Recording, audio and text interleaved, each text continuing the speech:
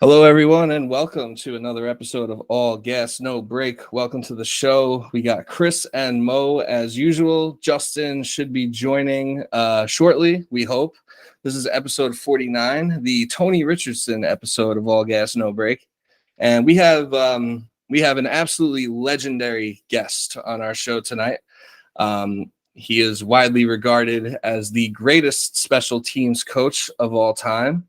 He coached for the Miami Dolphins, our New York Jets, and then ended his career with the New Orleans Saints. And he is now also a published author, ladies and gentlemen, Mike Westhoff. Oh, thank you. Thanks, guys. Thank you. I'm hope I can live up to it. Absolutely. We're very excited to have you. So we really appreciate you coming on and giving us some time to chop it up with you. So my first question for you, Coach, is how's life treating you these days? Well, it's good, and it's been exciting because I spent a good bit of this year, working with the book. It came out in July, and it did very well. And we're a small publisher. When you're small like me, you just can't put as many books out. We're actually kind of looking at someone buying us out, so that would be kind of good. But I've done very well with it. I've got great reviews. I'm very proud. And so that took a lot of time. I did podcasts. I've done quite radio shows. I've been interviewed by everyone from, you name them, all the New York guys, all the Miami guys, all the New Orleans guys. And so Peter King, I actually even went on the Bill O'Reilly show. That was kind of cool. He called me up. He read the book and wanted to interview me. So I enjoyed that. And then a couple of weeks ago, we got smacked. I live in Fort Myers, and we got hit with a hurricane, and our lives completely changed. I wrote it out in the house that I'm sitting in right now, and we got smacked. I lost both of my cars. We had 150-mile-an-hour winds. I live in a beautiful home on a golf course. I got some water in my house, not too much. I'm able to salvage most of it, so it's almost put back together now. I have a swimming pool. The pool cage got crushed. So we had a lot of cleanup to do and repair. And I made out better than my neighbors, I think, because I was here. I kind of held the fort. The water, I live 8.5 miles from the water. And I saw a 4-foot surge of water come down my front street. Now you can imagine what that, I watched it pick up. I have a Ford Explorer. And it picked up my SUV, turned it sideways, and moved it 15 yards into my yard.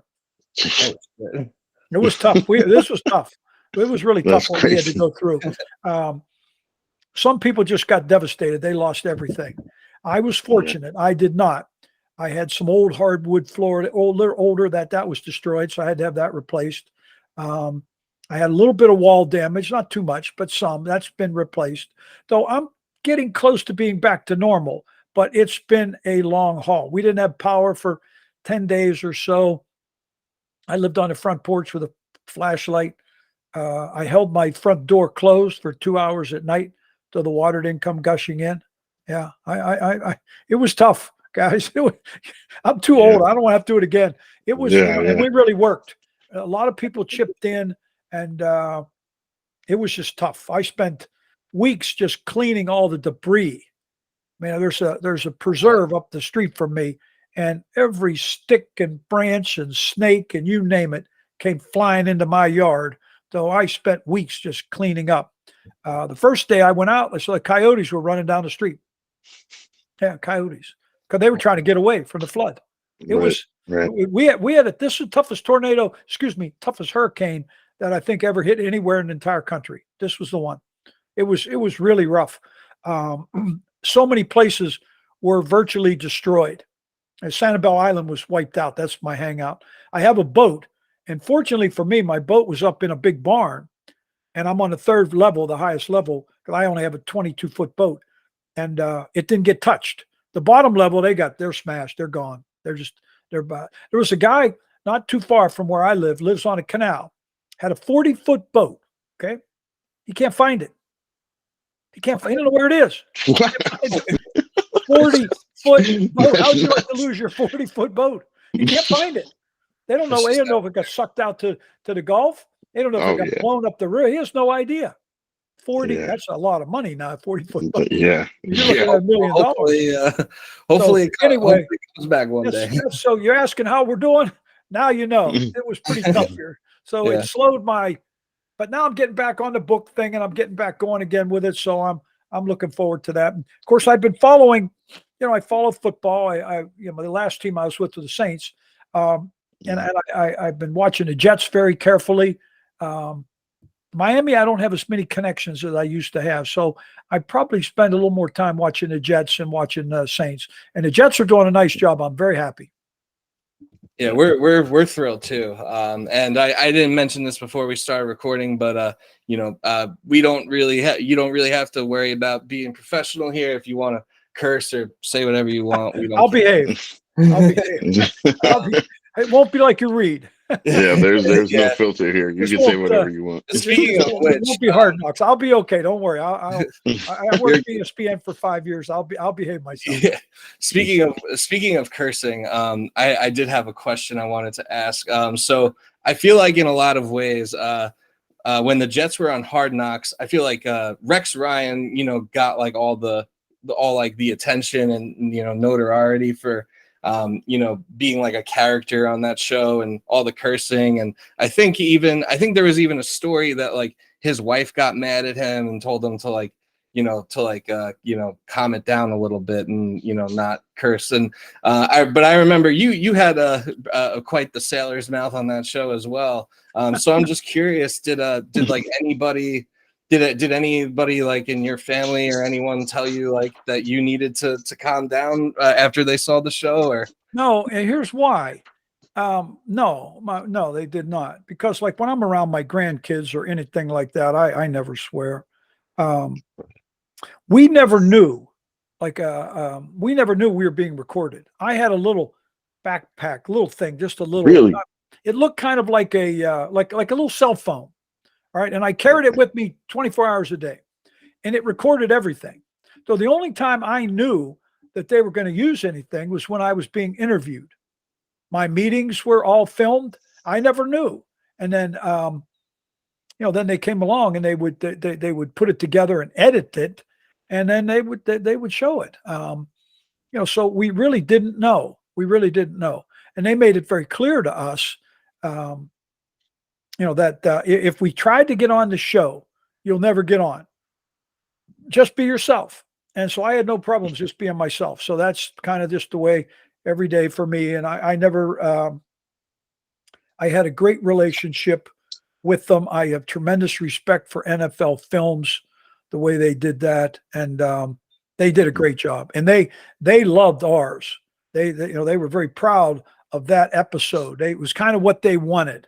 The way they wanted to do it. And I can't think of the gentleman's name now. It's just slipped me. The head of NFL Films. May you guys help me? Anyway, his father started the business.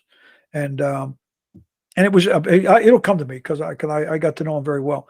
But they do a great job. And so it was fun. I enjoyed it. I would not want to do it during the season, but it was never a distraction. It wasn't a distraction. They just, they were there. They filmed. I think for a 1 hour show, they would film about 1,000 hours and they'd edit it. And they loved New York because, they got the music and they had the subway and they had the city and, they had it all. So they loved it. And we were full of characters and we were a good team. We were a good football team. And it was fun. So I stole the show. Dan Hassler? About Rex. Yeah. Was it Dan Hassler? No, it'll come to me. Kim Rogers. I see. Was the Revis holdout staged for the show? No. That was just, Reeve was right in the middle of that, and they were going through all that, and it just was all part of it with Terrell. That was because we needed him, and that was big to get him, and he was his agent was tough. He held out and was tough and fought everybody.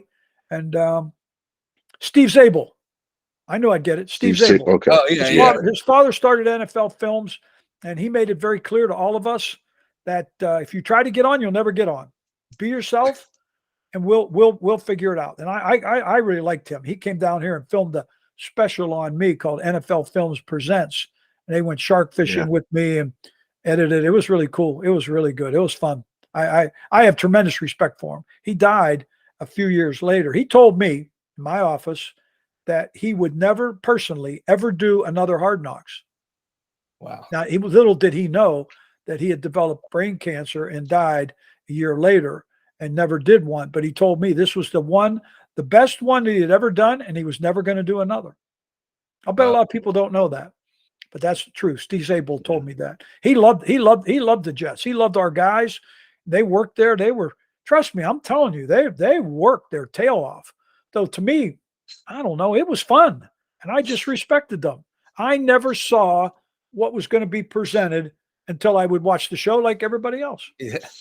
Yeah. No, to this day, I would say, and maybe we're a little biased because we are Jets fans, but to this day, I would say that was the best season of Hard Knocks. And really the only one since then that comes close to it for me was this past one with the Lions.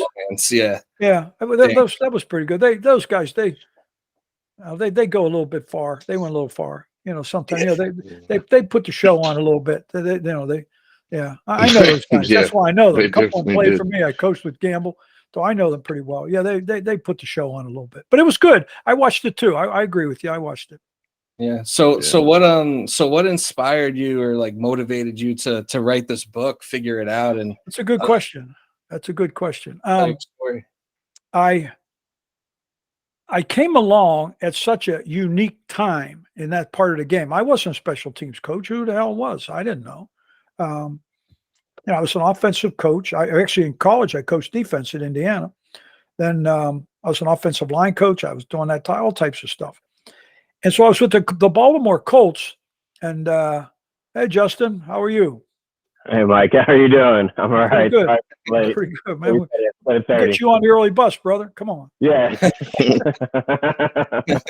Anyway, it was such a unique situation that I walked into, not knowing anything. And all of a sudden, I was with Frank Cush in 1982 in Baltimore. He was going to fire our special teams coach, which he probably should have. The guy was terrible. And so I said, don't fire him. Let him do this. I said, I'll take it over. I'll do it. Well, yeah, way to go, Mike. And I didn't know anything about it. Well, one thing, we were on strike. Remember, the league had a strike that year. And so I started studying it. And what I learned very quickly was that there was almost zero innovation. And there was zero regulation. You could do anything. Oh. So I did everything. I said, what the heck? So I developed philosophies. You can read about them in the book because I described them in very detail. And I developed philosophies as to how I wanted to run. And I treated offense and defense. The coverage would be the defense. And I was going to blitz. And of course, back then you could do a million things. You can't do any of it today. You can't. It's all changed. I mean, my job doesn't exist today. Mike Westhoff can't work in the NFL today because that job doesn't exist. Yeah, the special stuff teams that I doesn't did, do anything. the things that I was able to do, I was fortunate. So, all of a sudden I just started trying all this stuff. And the more I tried, the more it worked. So then we became really good at it. And then all of a sudden it just manifested itself to where we created a real true 1/3 of the team. It is not that today. It's still important. Don't get me wrong. Right. But you don't have the number of plays. No. I'll give you the exact number. When you're reading this, so you'll know. Okay. Mm-hmm. My first 30 years in National Football League, not counting PATs or field goals, all right, not counting those plays, whether you kick them or defend them, I averaged 22 plays a game, 22. My 2 years with the New Orleans Saints, 7. Oh, wow. Wow. They really got rid of I'm not counting a kickoff for a touchback. I mean, I'm 74. I could run down a damn field today. Who cares? There's no plays. They just don't have the number of plays. That's why it's so important when you have a play and you can make a difference, you have to master it. You've got to be good at it. There's little things that you can't let get away from you. And the Jets actually have done a decent job with that. They've done a couple times they've struggled a little bit. For the most part, they've had the edge there. You don't get the plays I used to have. I used to love to go play New England. Because I used to think to myself, well, I know you're going to score. But then you got to kick off to Leon Washington. Yep. Okay. Yep. And that's your time to shine. That's your time to shine. Because we got a chance. And we, my years with the Jets, we had nine different guys that led the National Football League in returns. Now, nobody's going to touch that record. Nobody. Because you don't have the plays. You don't have the plays. We had them all. It was Santana Moss and Chad Morton and Brad Smith. Yeah, and Brad Smith. we had 9 guys. We were really good. Joe There's McKnight. no doubt. The Rest thing in that I try to talk to the league about, and it's one of the reasons I wrote the book. And I wanted them, and I've got a couple of good friends there. One of the guys in the league I talk with a lot, and he's the brains behind it. He's the guy behind the curtain. I can't tell you who it is. Sorry. But anyway, we talk a lot about this kind of stuff. And as I let him know, when you've started to dilute all of this stuff, the kicking game, you've diluted it. Really, it's just diluted it. Okay. Yeah. You've taken away a number of winning variables. You don't have as many ways to win as you used to have. I'll give you a perfect example. Let me give you an example. 2010. All right, we're in the playoffs. We're up in Indianapolis playing Peyton Manning in what was his last game. With about a minute to go in the game, they score and they're ahead by 2 points. Now they got to kick off, but they're ahead. Okay. Now I knew that McAfee would try to hook the ball over to our right side. Brad Smith had gotten hurt, so I put Antonio Cromartie in. I said, Crow, I'm going to run a Miami right, which meant we were going to double their number 5, count in 5, and wedge, run the like two-man wedge. I said, just read that block. Well, he runs up to the 50-yard line. We complete one pass. We kick a field goal. Next thing you know, we're headed for the AFC Championship game. If that game were being played today, that ball would have been kicked out of the end zone, and the Jets would have never had a chance to win the game. So all I want is I want a chance to help the team win. That's my goal. And that's what we did. And we did it the whole time I was there. And I'm very, very proud of that. I know for a fact, now I was part of some good New York Jet teams. This team that they have now is beginning to get some players that could have played for those guys. Don't forget, come on, when I went there, you had Curtis Martin, you had Kevin Mawai. I mean, they're in the Hall of Fame. Yeah, we had some great players. Pennington. Our receivers are Santana Moss, Lavernius Coles. Yes. Come on. Our 2 defensive ends, Abraham and Ellis. Ooh, it's a good football team. It was a stacked team. The point is, I know this for a fact. What we did in the kicking game with scoring and blocking, et cetera, is one of the reasons we'd have never gone to the playoffs if we hadn't been as good as we were. I don't care what anybody says. I guarantee we wouldn't have.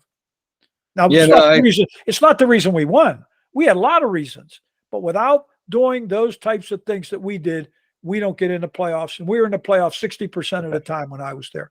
That's a good record. The Jets were fun. It was the best. It was like the best 10 years of my life.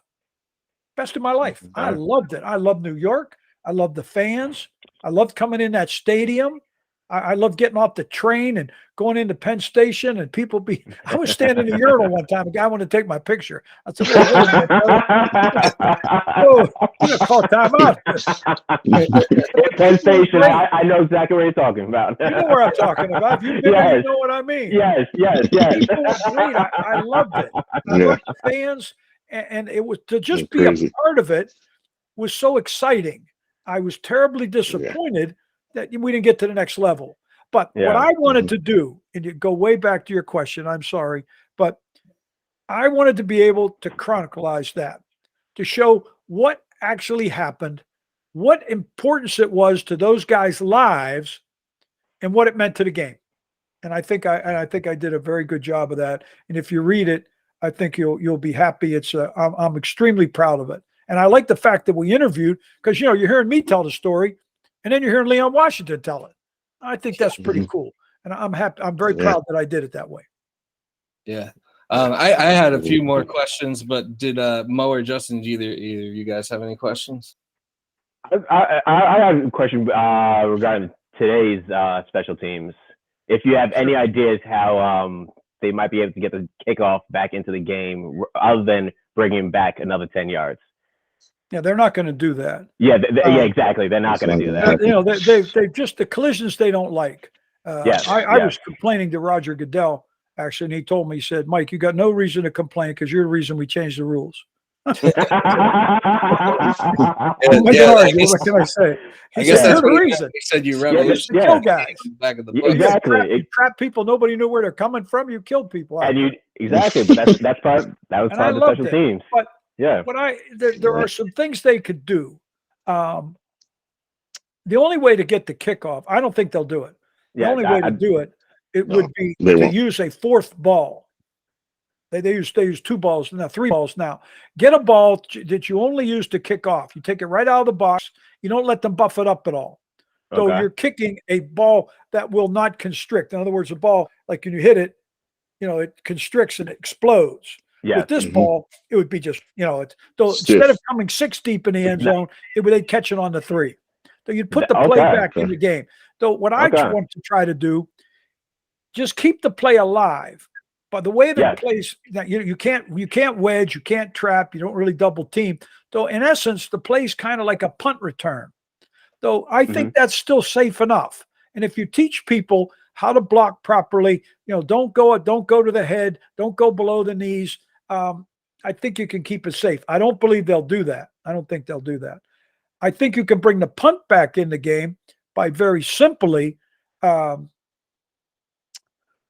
where you guys would probably call them gunners. We call them flyers. But the end guys on the line of scrimmage where they line up, don't let them line up. Only make them line up 1 yard from the number. Don't let them go way out to the sideline. Okay, so they're more in the mix. So what that'll do, so they're actually like on the field, like running down the field. Right, they go down and they get blocked. Then they go out of bounds and they get protected. Then they have to run in. And they do it legally. But you know, to me, I want to move them in. That'll do 2 things. That'll help the double. It also, from there, if you're punting from that hash and you try to punt to that close side, that guy can become a rusher and will be a factor in the protection. So you'll keep the ball in play. So my point is, I want the punt return to get back in the game. And this would help it. That would do it. It would do it. It'll keep the players more in the center of the field. And it'll allow the runner actually, allow the special teams to create plays where the runner can have space to run. I like that. Just keep the play alive. So those are a couple of things that I would do. I talked to one of the guys in the league about an onside kick, a way to do some of that. I guess have been fairly creative with that this year. I like you can do some things. I recommended that you let the kicking team, after the ball has traveled 5 yards, the kicking team could bat the ball. They could bat it to keep it alive. Okay. Forward. That's one thing. The other thing I recommended was that maybe they move that onside kick instead of 10 yards, make it 5. Again, that would be I want to. at least in our favor. I want to make it. I want to keep the play alive, make it exciting. I like the batting where the kicking team can touch it before it goes 10 yards. They can only bat it. The guy that touches it cannot grab it, but he can bat it. He can After bat it's gone 5 yards. Yes. So it goes 6 yards. I can bat it. Now my guys are all going after it. It's going to keep the play alive. So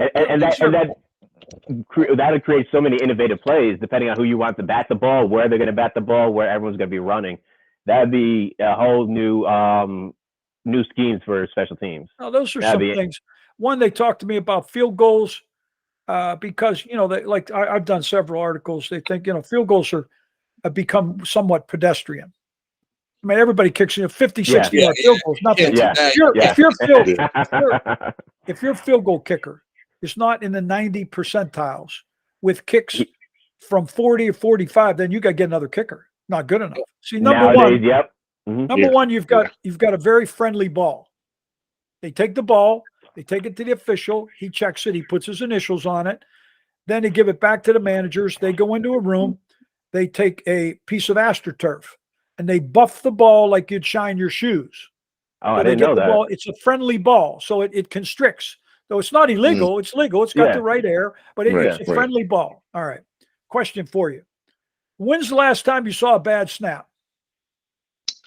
Off of a field goal? Yeah. Oh. I got to think about that. Yeah. The Wow. point is, hardly ever. Like Tony Romo? Hardly ever. You just don't know. It was a that good was snap. He just dropped it. Yeah, that's true. That was all on Tony. Anyway, see, with the new rules, there you was can't that line giant anybody up field on the goal center. You that can't playoff. line them up on the center. So that center long snappers today, and they look like high school phys ed teachers. No disrespect. I mean, we used to have great big guys because because they're not worried about being touched. Now, so you don't see that. You don't see bad. Everybody's learned how to hold. We developed that. I think I developed it actually. You put your back knee up. Then when you catch the ball, you bring your inside elbow into the inside part of your knee. That guides the ball down perfectly, so you get a perfect snap and a perfect hold. Do you wonder why Tucker's kicking 70-yard field goals? No, trust me, he's a great football player. They've got a friendly ball, a perfect snap, almost no way to rush. So now get-off times, which used to be from snap to kick, about 1.3 seconds. Now they're down to about 1.27. Though it's hard, you can't get there because everything's so perfect. The guys on the outside can't get there. So consequently, that's true. You don't see many blocked field goals. You see one or two occasionally when a guy will hit it a little low. Maybe a guy penetrates. I recommended two things there if they want to make field goals a little tougher. One, don't let not the guards, because let the guards line up with the centers. That's okay. But the tackles and tight ends, don't let them interlock their legs. Make them just stand shoe to shoe and step. That'll make it a little, not a lot, but a little tiny bit better for the defense. Just a little bit. It will, because it'll be easier line to penetrate. Certainly. The other thing, if you want to make it a little tougher, take the goalpost, and on the inside of the goalpost, put in a 2-foot screen on each side and make the goalpost 4 feet narrower. Oh, not a lot. Just a little bit. That would improve the kickers of the future. The kickers now, I don't know. The point is, I don't know if they're always going to hit that. Me a little bit of the arena league, like it's not going to be a lot. It's just a little tiny bit. I don't want to change it a lot. But what I'm trying, people have asked me, okay, what would you do to make it a little tougher? Well, these are some of the things I'm throwing out at them. Whatever. I'm trying to give them 10 ideas. Maybe they'll take one. Hey, make it tough for the kicker. 100% make it tougher for the kicker. Those are some of the things that I'd like to do just to see it get back in there so that the play, like I talked to special teams coaches this past year up in Indianapolis, and I let them know uncertainly, because I told them sometimes I know I can irritate them, because I told them, I said, you guys, you're sitting in my seat. I said, because I started the coordinators in the National Football League in this position. That's where you are. I said, so the money you're making now, thank you. You're welcome. But if you're not careful and you don't do something, an owner is going to walk into the head coach and a general manager, and he's going to say, why am I paying this guy $1 million a year when he's coaching 7 plays? I said, now you better get an answer, or your ass is going to be on the outside looking in. I said, because right now you don't coach enough plays to really almost to relish a coordinator's position. I mean, you do because you have the responsibility, but you got to make sure that you stay on top of things. And if you don't, shame on you. But that's kind of what I loved it. I love the game. I love the way we developed it, where it went, and I've seen it diminish down to a point of that it's just not quite the same. So that's a little tough for me. Yeah. Have you talked to Brent Boyer at all? Sure. I drafted Brent Boyer. Oh, really? It was Miami. I drafted him. I went down to the University of Arizona and worked him out. I liked him. I drafted. It's my pick. And he did a nice job. Now, when Jimmy Johnson came along after Don Shula retired, Jimmy brought in some of his own guys and Jimmy let him go. And then he went up to Jacksonville and did a real nice job. So, I've talked to him a number of times. I think he does a good job, and I think he does a real nice job with his guys. Thing that I was impressed with them, they were playing Green Bay this year. And early in the game, if you'll remember, Green Bay blocked their punt, blocked the Jets' punt. That's right. I was at that game. Yeah, they blocked it. But then Brett rallied the troops, and then Brett came back and blocked theirs for a touchdown. So that's not easy to make that transition, but yet he did it. So you've got to give Michael Clemens. You got to give him credit. You got to give him credit. You have to, definitely, certainly. Yeah. So obviously, this week we're playing. The Patriots. Biggest Jet game probably since your coaching days, Mike. Yeah. Absolutely. So I just want to ask kind of a two-part question. First part is, was there anything different about the preparation in the week leading up to a game against the Patriots when you're with the Jets? And what's like your favorite, obviously I'm sure your favorite memory of being on the Jets against the Patriots was probably that playoff game. But is there any like moment in that game or anything that like stands out to you as like a favorite play or favorite memory or anything on the sidelines that happened that maybe? I'll give you one thing with the Patriots. You have to know, Bill does a good job of really trying to take away your best weapon. Yeah. He really tries to do that. He's going to, Belichick, he's going to do everything he can. Yeah, absolutely. Feel like, okay, this guy can beat me. So what do I have to do to stop him? Because that guy over there can't beat me. He looks at it like that. And so you have to be prepared for that. You have to be diverse. You can't go in with what you've done before. I used to like to play him because for me, it was different from everybody else. You see, I think he believed that they were a little bit better than we were. Now, he knew he wasn't better than me. So what he was going to do, he was going to play me very conservatively. So I just did everything against him because I knew. Oh, okay. Like I would take my kickoff return guys, would normally line up. We would line up 14 yards or 13 yards from the ball, okay? And then we'd start back to make our blocks. Against him, I'd move them back an extra 5. I'd be 18 yards. Because I knew he was never going to onside kick to beat the Jets. Yeah. That didn't matter. So that's why Leon Washington ran for a touchdown. We used to kill him. Because I knew he wouldn't do it. I did all types of punt stuff. I'd put guys in motion. I'd run them all over, and he'd be on the sideline yelling, screaming, "Watch your fake, watch your fake." I wouldn't get a fake. I didn't have a punter who was any good. I was just trying to get the ball punted. And so I knew he would be very conservative against me, and I loved going against him. I loved playing him. And we blocked his kicks, particularly when he went to a different style of technique he used. I could block him all the time. He was terrible. Didn't work. He gave it to Alabama, and after I retired, then all the jobs that I worked with, I gave it to all those guys, and they blocked Alabama's punt. That's how Clemson beat them. I drew that up for Clemson when they blocked. Oh, really? The national championship. They beat Alabama. Yeah. They blocked it. I drew it up for him the week before. Wow. I knew how to beat it. Had no idea. Texas A&M, I gave it to them. LSU, I gave it to them. Then Alabama hired me. They hired me at the end. Couldn't give it away anymore. And hey, it paid off. It paid off for them. But we'll pay off. You get ready to play him. There were a couple games that jumped out. I loved it one year when Eric was there, and we went up there and beat them up there when Brett Favre was the quarterback. That's right. That was a good football game.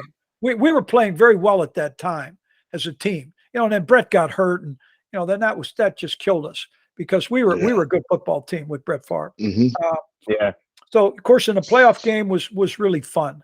When you do that, Brady was. I'm a big Brady fan. I think he's really a great football player, and of course I'm the biggest Dan Marino fan ever because all the time I was with Dan. But Brady is. Yeah. Someone asked me on one of the podcasts a week ago about why coaches from the Bill Belichick tree have had a tough time. They've been somewhat unsuccessful. Yeah. Yes, it seems that way. I gave him. I said, "Well, I'm gonna throw something at you. I think you're not going to be ready for."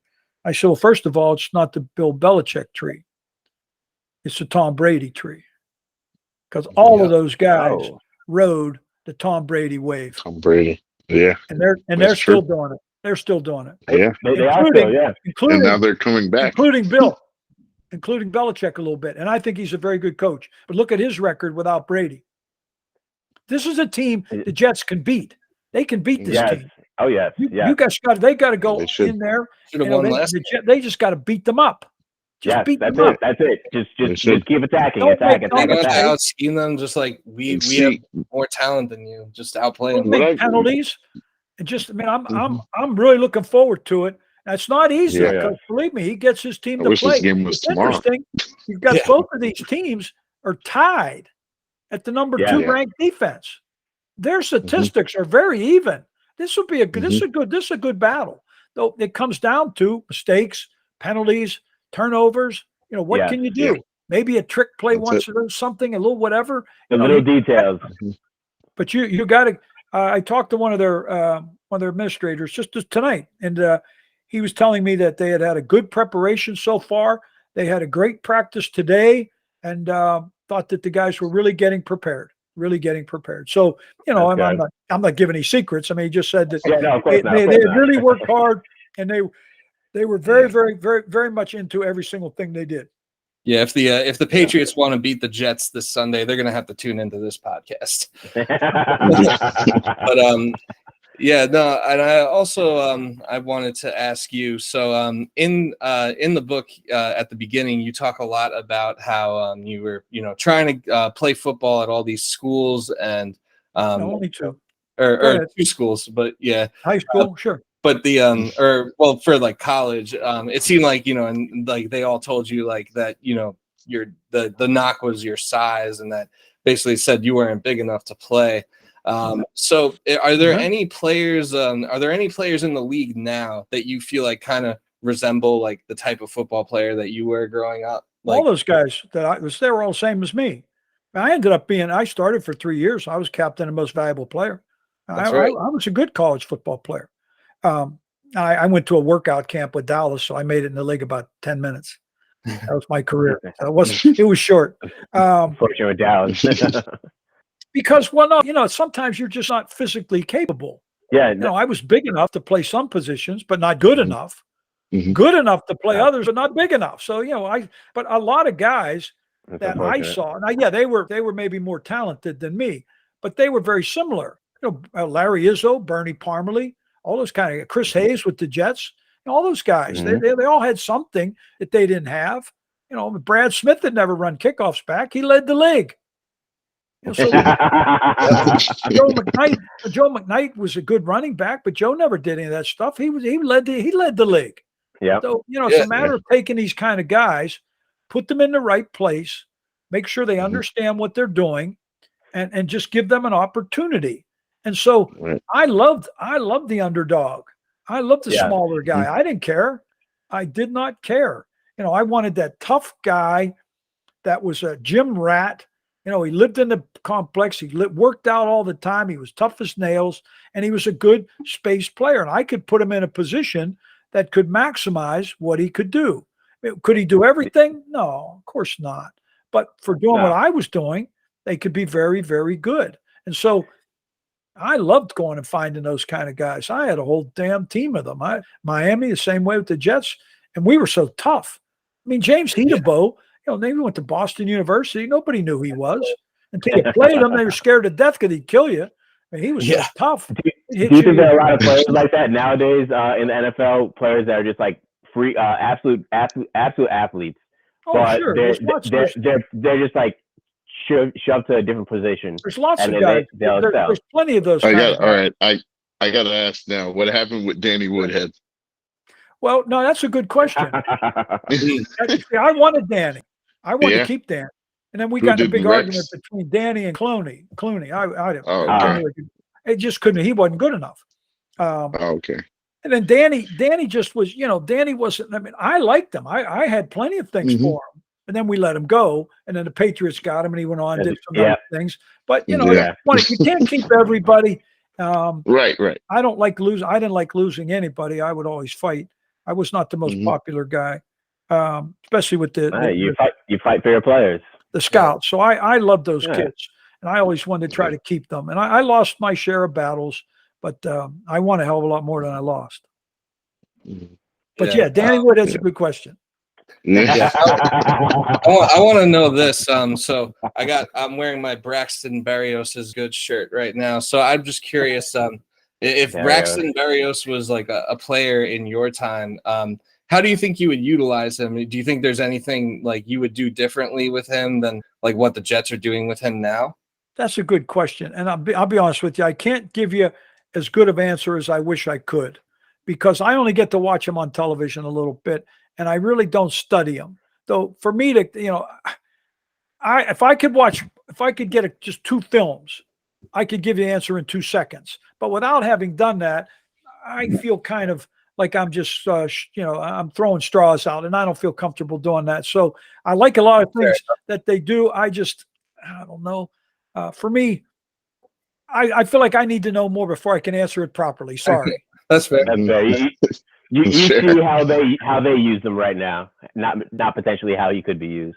No, yeah, I think they're I like a lot of things I see with this guy. Oh yeah. So yeah, they're doing it.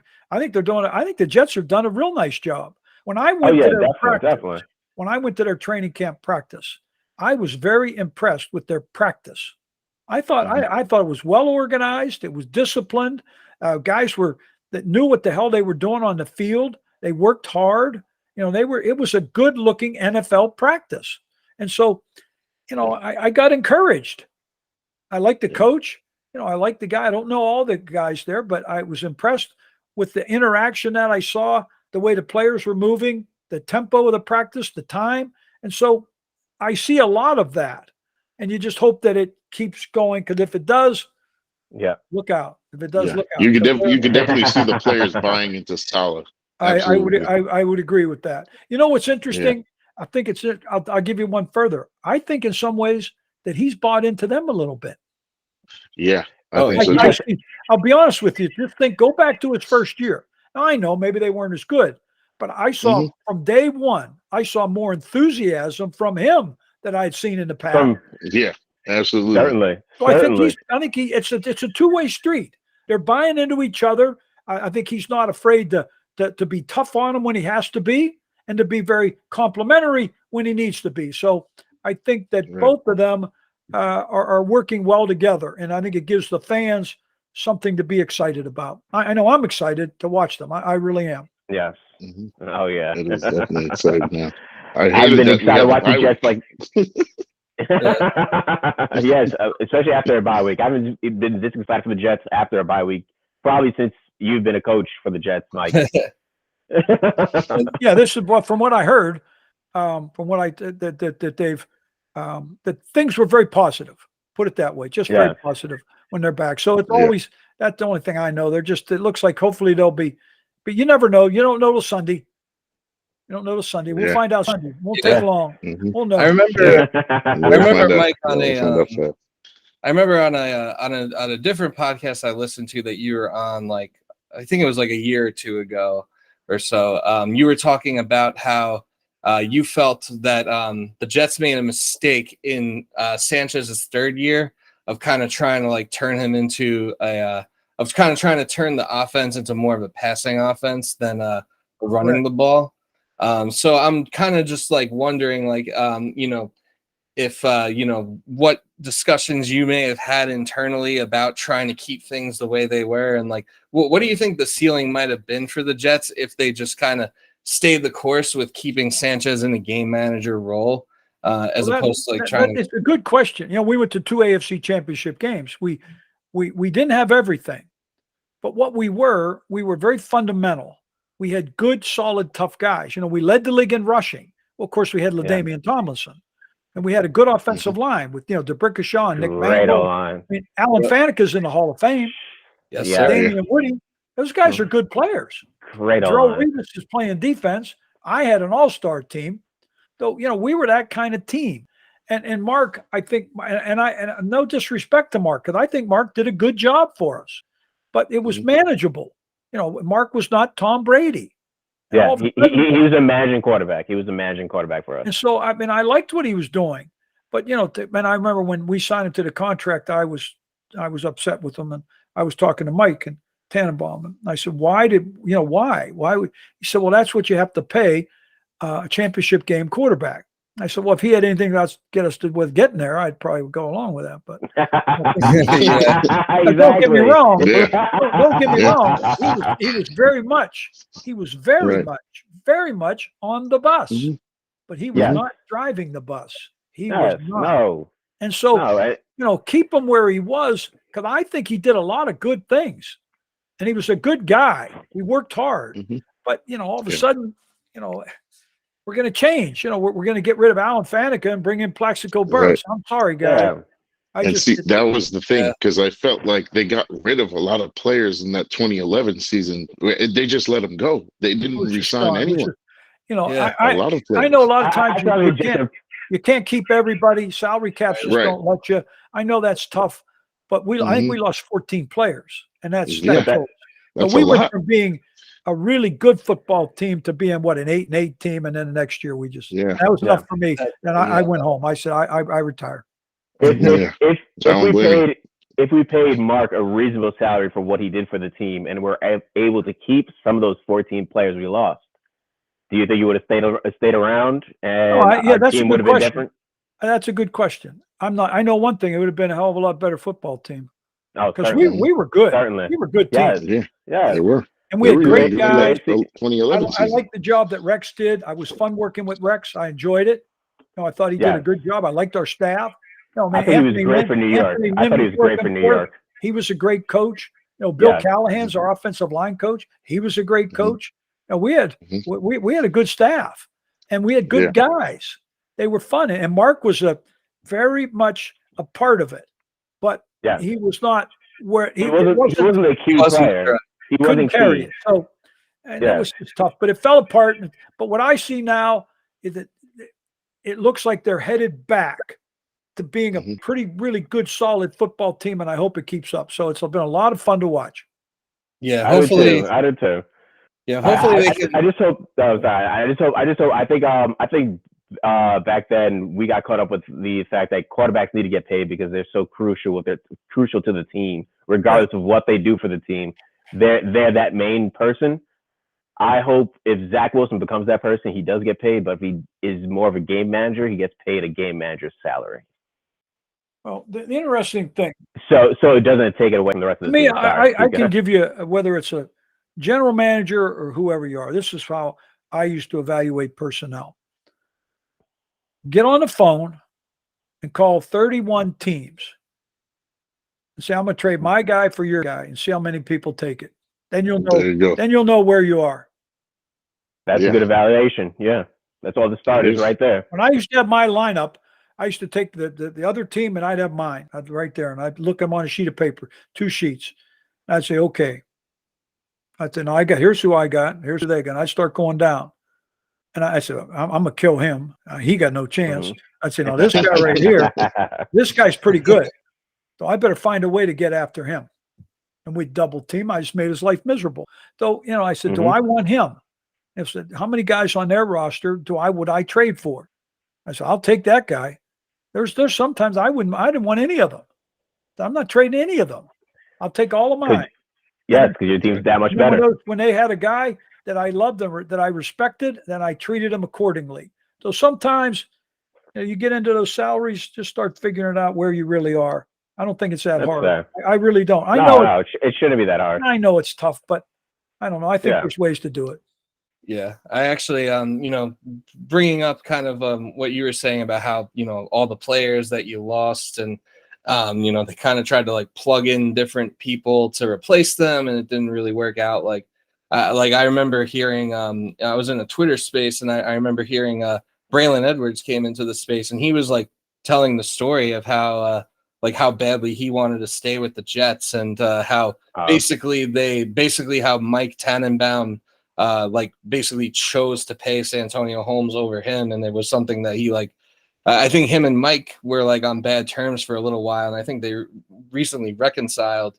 But he was basically saying like, oh, I worked harder than Santonio, and they paid him, and I think he also said like that if they could have got the two of them in a room, that there would have been a way where they could have figured out the money to keep both of them and to run it back with that team. I mean, do you have any do you have any thoughts on would you have had any, obviously it's not like special teams, but would you have had any preference as far as like keeping Braylon over Santonio? Yeah, well, definitely. Well, Santonio, I liked him a lot, but Santonio, the key to him was to have him on a short leash. Mhm. You kept him on a short leash. He was pretty good. But yet, sometimes he get out there now, he could get off the ranch. And sometimes that happens. So I like both of them, but you have to know how to treat people and how to manage it. And I think there's a difference in managing those guys.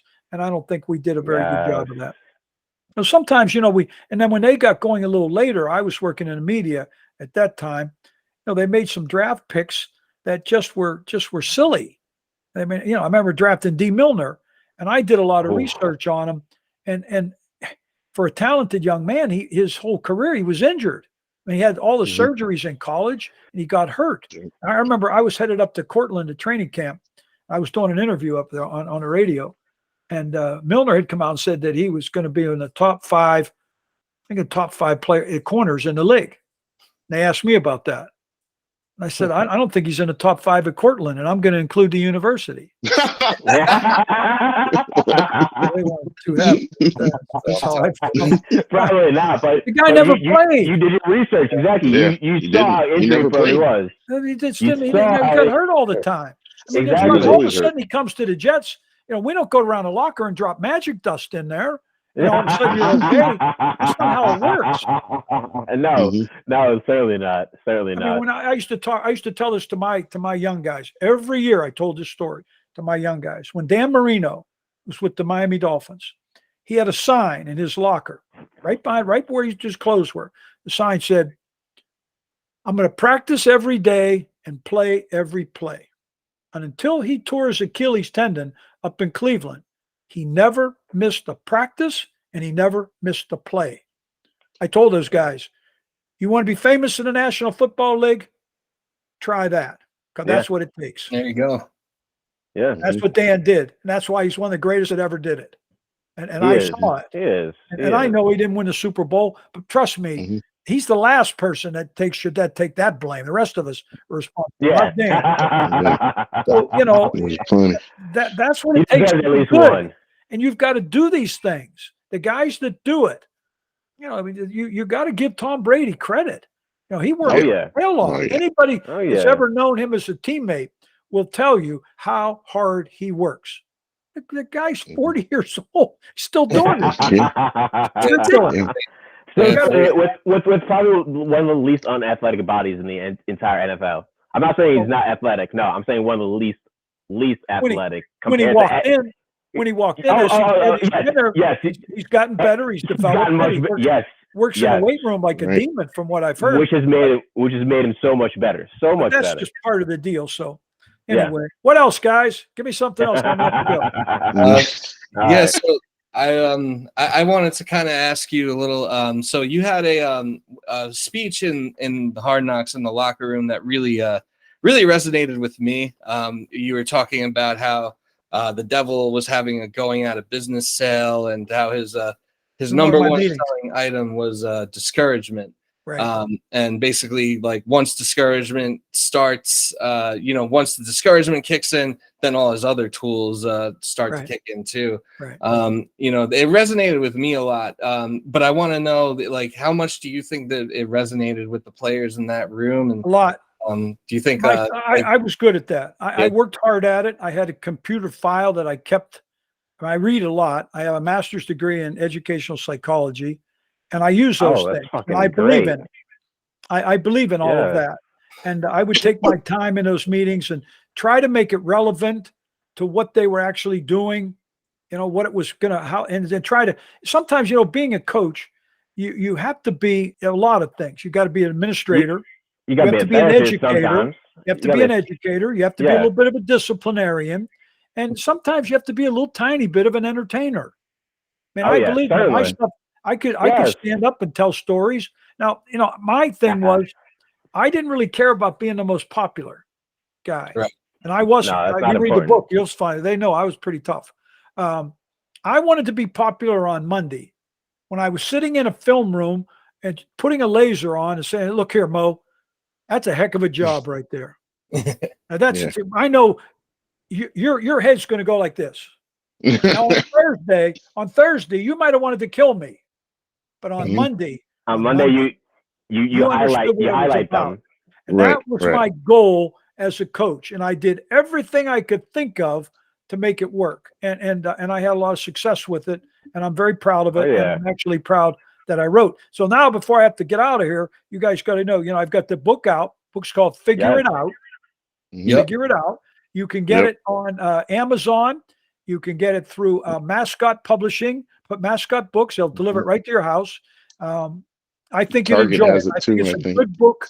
It's a good story. You're not only going to hear me tell the story, you're hearing you got the hardcover.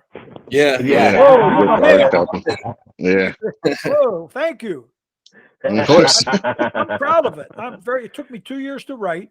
I mean, Roger Goodell's on the cover, and I'm very proud of what he said. He said in the National Football League, he said Mike Westhoff changed the game, and I think I did that, and I'm proud of it. Now the game has evolved and it's kind of changed back some, but yeah, it was a unfortunately, great time, and it was a lot of fun, and I think it set a tempo for what we were doing in a lot of other ways. It did. I know it did with the Saints, and it was just a great thing to be a part of, and so I'm proud of it. And right now, I'm excited for the New York Jets. I'm excited for their fans. I think they're capable of beating a lot of people. I think they're capable. So I'm going to root with them as hard as I can. That's for sure. So, Mike, before this has been awesome, but before you get out of here, Mike, what is your final score prediction for Jets Patriots this Sunday? Oh, wow. That's tough. Oh, yeah. We always make it. Let's go with this. It's going to be fairly low scoring. We might have to include you in Yeah, okay. That's what I thought. I feel it's going to be low. I think the Jets can beat them. I think they're going to have to kick 2 field goals. So let me get that score, what I want to get out of the score. Because if they get, I think they score 2. They get 14. I think they'll beat them 20-17. 2017 Jets. I like it. That's almost like the last score. Yeah. It was like like 22-17. But I like You got two very good defenses, guys. They're Exactly. both good. Yeah. Yes. The Jets, It's not going to be a 30. control the Yeah. ball, don't make mistakes, control passing game. The mistakes. And all of a sudden, when they start coming up to play that run, I'm going to tell you, this kid's got an arm now. Throw one of those long ones. Yes, Get the ball sir. to my man now, the draft pick, and all of a sudden, look out. Yeah. I say play like he did against Buffalo, and he should be fine. I would agree with that. I think that's good. I would agree, Mo. That's exciting. Yeah. Well, Yes, I'm sir. looking forward. Thanks for having me, guys. I appreciate it. Thanks Yes, for coming out. absolutely. Mike. It's been a pleasure. Okay. Make sure you follow Mike Westhoff on Twitter at STCoachMike. Do I have that right? Yes, I don't do it. And I got someone to help me. I'm the worst. I'm then- trying to. I'm learning. I'm slow. Believe me, I'm slow. All right. And then Thanks, guys. Thank you. Thank All right, you. thank Okay. Good Once night. again, Mike Take care, Westhoff. Mike. See you, Coach. That was awesome. That was awesome. That was surreal. I was there for like an hour. Like, oh my god! All these memories going through my head. I thought we started at 7:30. I would have been on at 7. I would have been on it. I thought You're we started at 7:30. Good. You're good. We told him, we were like, yeah, we have a third person, Justin. But he was like, he comes on whenever he wants. Yeah. I hope y'all don't wait for me. Yeah. No. I was told by Mike's marketing manager, to plug his social media and the book. So again, figure it out. It's on Mascot Publishing, Amazon. I'm sure you could probably get it at Barnes and Noble. Mike Westhoff 8052 for his Instagram, and ST Coach Mike. That shit was dope. That shit was pretty dope. Can't lie. Having Mike Westhoff on there. Easily the biggest, easily the biggest name or biggest guest we've had on this show so far. Easily. He made our job easy because I was like, I won't lie, I read like one chapter of the book when I first got it, and I thought because as Mike was saying, the hurricane Ian hit, we were actually supposed to have Mike on almost 2 months ago, at the end of September when that hurricane hit was when we were supposed to have him on, and then they lost power and had to postpone. So I read one of the chapters then, and then I'm not much of a book reader, so it kind of forgot about it for a little bit, and then we reopened contact I reopened contact with his manager, and then I was like, oh shit, I got to read this book. And I was like sitting there, like I got home from work, like after a long, stressful day, and like I was reading through as much of the book as I could in that time. I only got through like another chapter or two, and I was like, oh shit, like I've only read like 2 chapters of this guy's book. Like I'm so unprepared for this. What am I going to ask him? And then he and then but he made our job easy. No, so. I honestly I wasn't even thinking about his book when he said we're gonna have him on. I was thinking about how I'm gonna talk to him about. Shit, I forgot to ask him what Rex's favorite snack was. God damn it. The only thing I wish I'd asked him is if the NFL does revamp the special teams in the next year or two, which they probably won't, what special teams coach does he think he would help or think would actually be innovative? Yeah. I mean, I hope he'd say ours, but look, man, hey. Yeah. I'm glad. Yeah, exactly. He said that's why I said he'd probably choose him, but I'm glad he put up his points about how they could make changes. That's just fucking awesome. Because I'd be down for every change that he said, especially for the kickoff. If the kickoff lands at the 3-yard line, that'd be fucking awesome. Yeah, I like that whole idea about being able to like bat the ball forward. It just sounds like that sounds. Or moving the onside kick 5 yards, like that'd be absolutely chaos. I'm like, oh my god! I wonder. But you know what's wild? If you do the batting thing, you don't have to move it. So much more interesting if they did that. It would. Yeah. I mean, it's more of a 50-50 battle at that point. Yes, exactly. Yeah. As an onside kick should be a 60-40 battle, I think. A 60-40 battle tops, which is where his batting the ball into play, that would make a 60-40 battle. After 5 yards, the defense can bat the ball anywhere they want, but it has to be 10 yards before they can recover the ball. That's fucking awesome. That's going to create so many different fucking schemes to actually get and recover the ball. I would love to see that in the NFL. If that comes in the NFL, we knew it came from Mike Westhoff. I wish I could just call him and be like, hey, what's going on? Oh, shit. They're implementing this rule? That's from Mike Westhoff. Yeah.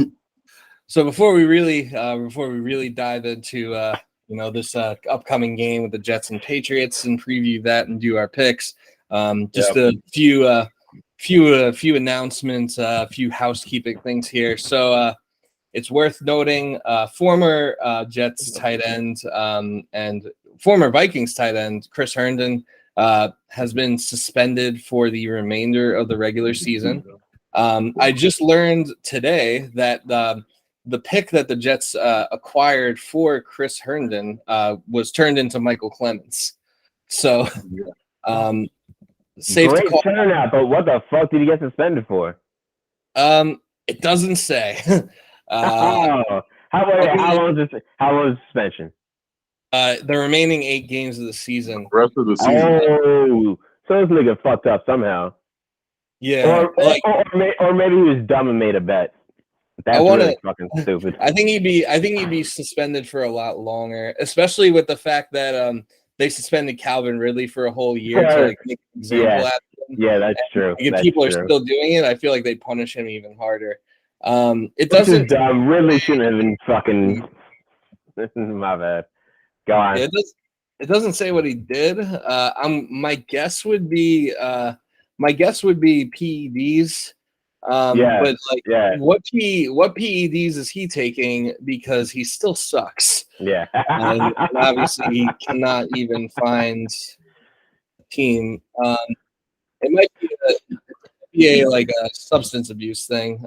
He was previously suspended in 2019 for violating the substance abuse policy, but nothing seems to be. That could be it. Nothing I'm reading seems to disclose a reason why he was suspended. It's probably not disclosed. It's probably not disclosed because it's substance related. Yeah, Yeah, That's my assumption. That's my assumption. It's substance related. It's the second time, as you said, he got hit for 19. I forgot that he got hit for the same shit in 19. it was substance abuse, and it was a 4-game suspension. And he had a DWI in 2018. But yeah, it does not say what this suspension is for. So that was the first. What substance was he originally fucking suspended for? Probably cocaine. That is probably cocaine. I don't think that's specified either. Yeah, probably cocaine. So he probably did it again. He's a fucking goddamn idiot. I'm sorry, but when you're getting paid that much, that amount of money, either don't get caught, or after you got caught, don't do it again. You got caught in 2019. The second thing I was like, 3 years later, I'm good. the second thing I wanted to bring up. So, the Jets obviously didn't play this past week, so they don't have a horse in the race for the Pepsi Zero Sugar Rookie of the Week award. But unfortunately, I am going to continue the tradition of voting for a player I like versus the player who deserves it. So, I mean, by all means, Christian Watson should win it because he went off and he helped, really helped the Packers beat the Cowboys. But I am on the Dameon Pierce train because Dameon Pierce. He didn't do shit. Wait. What did he do last week? Did he go off? I don't think he didn't really go off. He had 122 yards from scrimmage, so he had like a good game. He didn't I mean, that's like what he should be doing for the Texans because he's expected to do a lot for the Texans. Right. So that's who. Unfortunately, that's a great game. 122 yards. So that's who I'm choosing to spam vote. But Christian Watson had like 3 receiving touchdowns and 107 yards. So I mean, and like really, without Christian Watson, the Packers lose to the Cowboys. So to me, yeah. And what's crazy is how are they going to cover anyone on the Vikings? You're talking about the Cowboys? The Cowboys have the best defense, man. What are you talking about? No, we got the best defense. You're damn right. You're damn right about that. You're damn right. But I'm talking about all the NFL hype, all the hype about this Cowboys defense that's going to stop anybody. They got one of the best corners, one of the greatest linebackers, and look, Mike is fucking dope. He is dope. I would love to have him on our team. I went into work on Monday and said, "How about the Cowboys?" You asshole. I'm sure they were pissed. The fact that they deserve it. I mean, they talk too much shit. Minute of it. They talk too much shit. No. They just make excuses and blame the refs when they lose because I'm sure the NFL has an agenda against the most valuable, popular team in the league. Nah, they got an agenda against the Jets. They do. They do have an agenda against the Jets, and that's something that worries me a little bit. I mean, we saw it happen. We saw it happen in the last Patriots game with the Michael Carter pick 6. Oh my God! Jets should have won that game. They probably would have won that game if that play stood.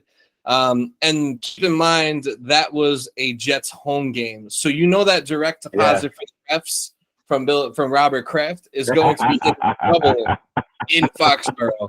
Like no team gets home cooking from the ref the way the fucking Patriots do. So I think the Jets. That's why we need Zach Wilson. We need Zach Wilson like show he's a future quarterback game. That's what we need. Yeah. I think to solidify, I think we can beat the Patriots in a battle. Like, hey, we're gonna battle for whoever's winning, but I think we're the better team, and we should actually have a commanding lead. But that's only if Zach is a proven quarterback. I do agree. It's gonna be on him. He just has to play like how he did against the Bills, and he'll be fine. I agree with that. I would even say better than that. I would say better than that because even his play against the Bills wasn't top notch. But it was still manageable. It was exactly. It was manageable. It was enough. 100%. It was. But the Patriots don't score a lot. They don't score a lot unless it's like a real shitty defense. They don't. The only issue is that Belichick will make him make other mistakes that he's not planned to make, and that will be game changing. But see, this is where like our secret weapon comes in because we haven't featured Elijah Moore at all. Yes. We haven't even fucking talked about this. I don't know if we talked about this before I was on, but I love the fact that now Elijah Moore is going to be solely in the slot. That's something that Belichick's not necessarily. I don't think he's not ready for. He doesn't have game tape to see. Enough game tape. He has last year's game tape in the slot all season. But I think this is. I actually thought they were going to make this move the last time we faced the Patriots. I thought they were just holding off on Elijah being a main slot player before last game against the Patriots, but they didn't use him that way. So I'm like, what the fuck are you doing with him?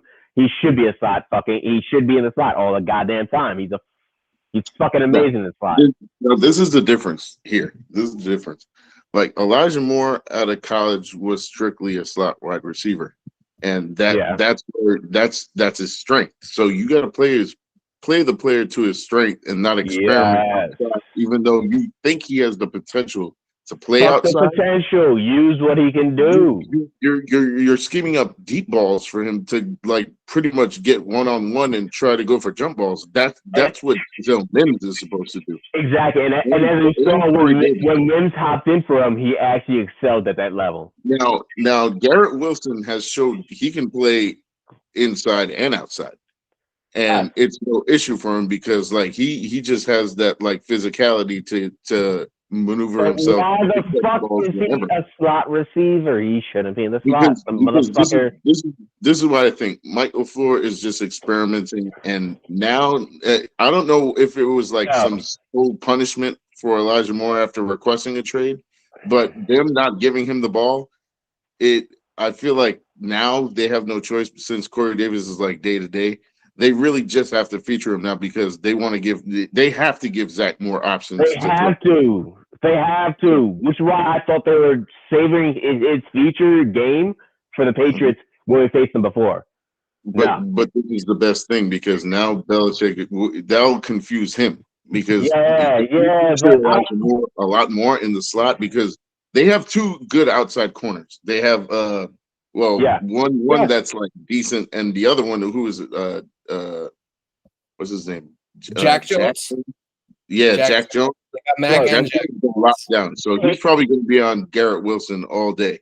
They're probably going to lock Wilson up. So, I know that I know Garrett Wilson went off on the last Patriots game, but I'm kind of expecting Garrett Wilson to have kind of a quiet day, and I'm hoping I'm mushing this into another big game for Garrett Wilson. But like Mike Westhoff was saying, that there's one thing Belichick does, it's take away your biggest weapon. I feel like in the first game, his biggest thing was taking away the running game and getting ahead and making Zach throw and making him make mistakes. I feel like I think he's going to do the same. I think he's going to look at James Robinson and be like, he's an unknown factor. He's an unknown factor, just like Elijah Moore is in the slot. But that was James Robinson's first game. With the Jets. Yes. Apparently he was injured and he still played. Yes, 100%. Because we wanted to put him out there. Right. Now he's got like 3 weeks under his belt. He should be able to, like against the Bills, he should be able to make. He should be productive. Which is another maybe a chess game of LaFleur. Hopefully it is where it's like, all right, now you move Elijah in the slot, and now we'll actually show what we want to use Elijah for. Maybe. I think maybe. I don't know. I think this is a game where Elijah Moore could go off because I do think a lot of the attention I think is going to be on Garrett Wilson. I think they saw Garrett Wilson go off for 114 yards on 6 catches last game. Probably should have had a touchdown that game too. but he didn't. But I think that they're going to see that, and they're going to do everything they can to like scheme Garrett Wilson out. So I do think it's Garrett and James Robinson, 100%. But I think they're going to focus on James. I think the main focus will be on James, just because our main focus is in the run game. Yes, that's it. That's the only reason why. But they're going to try to focus stopping both of them, which will open up Elijah Moore in the goddamn slot where he should have been all fucking season. And look, we're 6-3 right now, and we haven't used our greatest slot receiver yet. I think that could be a great motivation for the Jets in the future. Like, if it proves to work, it'll be great for us for the rest of the season. If Elijah Moore just comes off with like 100 plus in the slot, that'd be fucking great. This is why I think, like, with Mike LaFleur in the first half, like, you'll see he like experiments a bit, and then you'll see like plays just collapse. Not often, but every now and then. And then in the second half is when they solidified their strengths. And like, even against the Bills, like that last drive, they ran the ball every single time because they realized the Bills couldn't stop it. I feel like LaFleur has transitioned into that. At least the past 2-3 games, we've seen that progression of he's trying things out in the first half, really. But this is what's good. Like, we're a fourth quarter team now. Fourth quarter, 100%. We overcome adversity and figure out how to win in the fourth quarter. We dominate the fourth quarter. Yes, we've been dominant. I think we're the best team in the fourth quarter. The Patriots game, I think we're like in the plus 50s now for point differential in the fourth quarter. I feel like the Patriots game was like the only, and even in the Patriots game, I think we outplayed them pretty well in the fourth quarter. We just dug ourselves into too deep of a hole and made too many mistakes to be able to win that game. But I do. And I was telling Coach before we started the podcast, I was like, you're definitely the more talented team against the Patriots. We just got a whole bunch of bullshit calls. And that one play where the pick six from Michael Carter, that threw off the whole game. And to me, it looked like, okay, we know which side the refs are on right now. And to me, it just looked like maybe they're in favor because they want Belichick to get that win or that consecutive win. That's here nor there. That's just like conspiracy theory. But anyways, they looked like they were favoring the Patriots more on penalties. Yeah.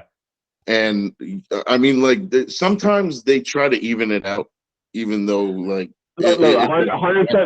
Refs are fucking humans. Refs are fucking human beings. But I feel like beings that are motivated by money from Robert Kraft. But not only that, but I feel like I've been a ref for fucking soccer, and I've me too.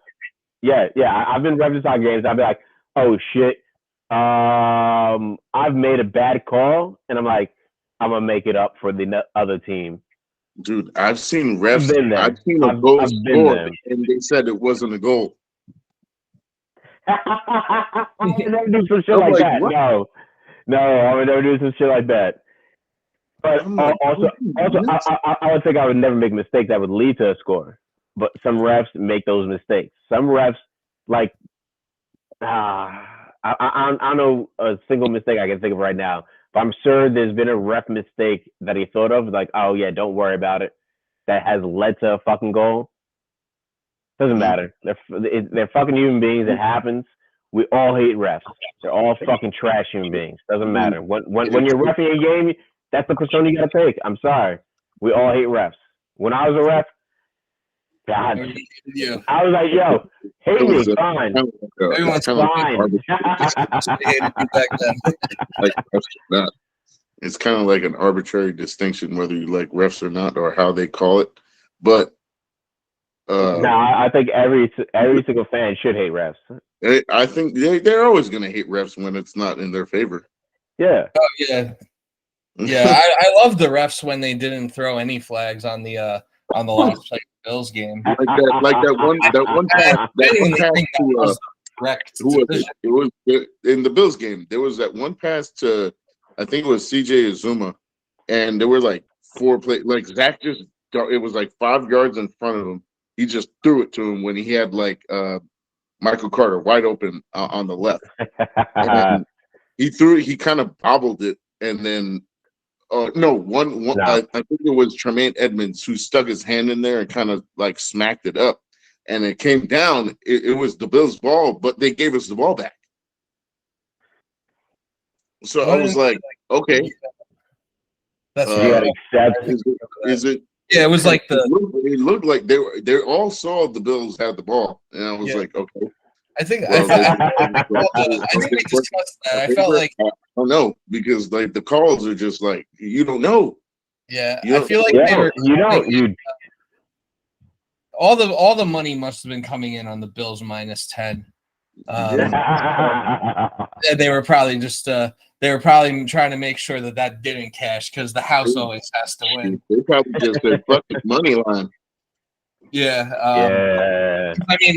I mean, what us degenerates who bet on the Jets, what the sports books have to pay us degenerate Jets fans for our bets when we bet like $20 on the Jets to win or whatever, that's like pennies on the dollar compared to all these professional gamblers who are like betting hundreds of thousands of dollars on the Jets to lose or on the Jets to not cover the spread. So maybe we got that.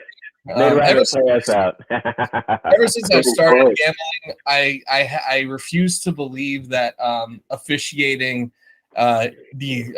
decisions, I refuse to believe, are not impacted by you should watch a Netflix documentary about Tim Dogney, the NBA ref who used to fix games back in the fucking good 30 for 30. Oh yeah, no. In the NBA, it's so much easier. So much easier. Right. Easier. It's easier in the sense of, because the game could go either way in any second. Yeah, and you can control. You can control the plays. You can control the fouls and anything you're calling. Football, you really got to rely on the fucking what the quarterback's gonna do, what the coach is gonna call. This is one thing I can guarantee you right now. There is always holding. Oh yes, without doubt. Always. I think there's holding on like probably like 70%. That's the backup plan for I want to call a penalty now. It really seems that way. That's something where I'd have to watch the full fucking cam. I forgot what the full cam is, where you can watch. Yes. Where you can see what every player does and see what how many holding calls and pay for it like $70 a year. But I have to give a subscription, and I have to spend time to actually watch every single player on every single snap to see how many holding calls are called and how many holding calls are not. That's a lot of. I used to do that shit. That's a lot of analysis. I was doing it for college, like scouting. That shit takes so much fucking time. I was going to bring up. If I was Scott, I'd spend my time doing that 100%. 100%. I was going to, since it was a bye week, I was going to bring up some draft prospects that would help us, but I don't want to talk about draft now. Oh, so what I want to talk about is the whole coin situation. Oh yes, the coin flip prophecy, a prophecy that reads, it is the coin flip prophecy is undefeated so far. These coin flips correctly predicted the next 3 game for 2 up to this point. Next 2. So the next 2 we go on a winning streak and then lose to Miami. Yeah, well, we're losing. I thought they had us losing to New England. Yeah, I think the coin flip prophecy has us losing to New England, and I think don't we lose to the Chicago? Bears? We lose to New England and Chicago, and then we go on a 5-game streak and then lose to Miami. Oh. So by all means, the end game of the whole coin flip prophecy is that the Jets go 11-6, and they lose the AFC Championship game. I forget if it said who we lose the AFC Championship game to. I don't think it does. But since we go 11, it's probably going to be like KC or some shit. Yeah, probably KC. Maybe Buffalo figures it out. And hey, the Ravens could make a run depending on what side they're on. Yeah. Still plenty of time to get cold and get hot again. So no. The 17-game season is plenty of time. But my issue with that prediction is that they have us losing the next two. Yeah, that part pisses me off. Overall, I sign up. Overall, I do sign up for the coin flip thing. But I do hope that it but I do hope that it does end this week because we got to beat those bums, man, in fucking New England. When's the last time we beat? Not only that, I don't want to just lose in the AFC Championship. I'm getting greedy now. I want to go to the fucking Super Bowl. Let's get to a goddamn Super Bowl. And God forbid, maybe we even fucking win that thing. Look my biggest issue. Look at why how do we lose to New England again? How? Our defense is hit another level. But look at the NFL in general. The NFL is like mid right now. It's not great. Well, this is the time you see mid now is great from back in the day. Because look, we don't know how this team is going to be next year. We don't know. We don't know if it's going to get better. If it's going to get worse. You never know. I don't like that. Because if I look at teams like the Kansas City Chiefs, I always look at them like, oh yeah, no, we're a dominant team no matter what. We should be a good team next year too, but we do have that. We're tied with the Bills. Yeah, right maybe. Now. We beat them. Yeah. Yes, we beat them, but we haven't shown that we can continue this. Not only this season, but years. And the reason why is because of who? Zach. There you go. Good old Zach. So it's still a question mark on the QB's head. But that's another thing that Mike said. And Mike was bringing up that game in 2008 where we beat the Patriots on the road. That was the last time we beat the Patriots on the road in the regular season. It was. It was that, and obviously the last time we beat them on the road was the playoff game in 2010. So we are long overdue to get a win against the Patriots and get a win in their house. I know Foxborough is like a tough place to play, but really any place is a tough place to play on the road in the NFL. I don't think there's really Jacksonville could be an easy place to play, but it could get hot down there. Weather could be a factor. But what I'm going to say is, if the fucking Bears could go into, and I know Justin Fields is like, now, I guess if the fucking Bears could go into New England and blow their doors off, there's no reason we can't. And while I'm on the subject of the Bears, I know that there's been a lot of Justin. I'm gonna just ask you guys. Justin Fields. Yeah. Please ask me because I got a great answer. Yeah, there's been a lot of Justin Fields dick riding, and people have been asking me if I wish that the Jets took Justin Fields instead of Zach Wilson, and I say no. That's wild. If anyone thinks that Zach, no. I mean, no, hell fucking no. Yeah, Justin Fields is doing well. He's doing well because of who he's facing. I have Justin Fields in one of my Superflex leagues, and I only took him because I thought he'd be running the ball a lot more. He was running the ball, trying on a lot of. But he's facing a lot. He's facing defenses that can't stop him now. That's the only difference. I will not deny. That's the only difference. I will not deny Justin Fields' talent. He has talent. He has talent. I know he does. And he used it. But here's my point. His whole thing in college was him being known for passing the ball, not running. And one thing is, they see him run. They're he's amazing.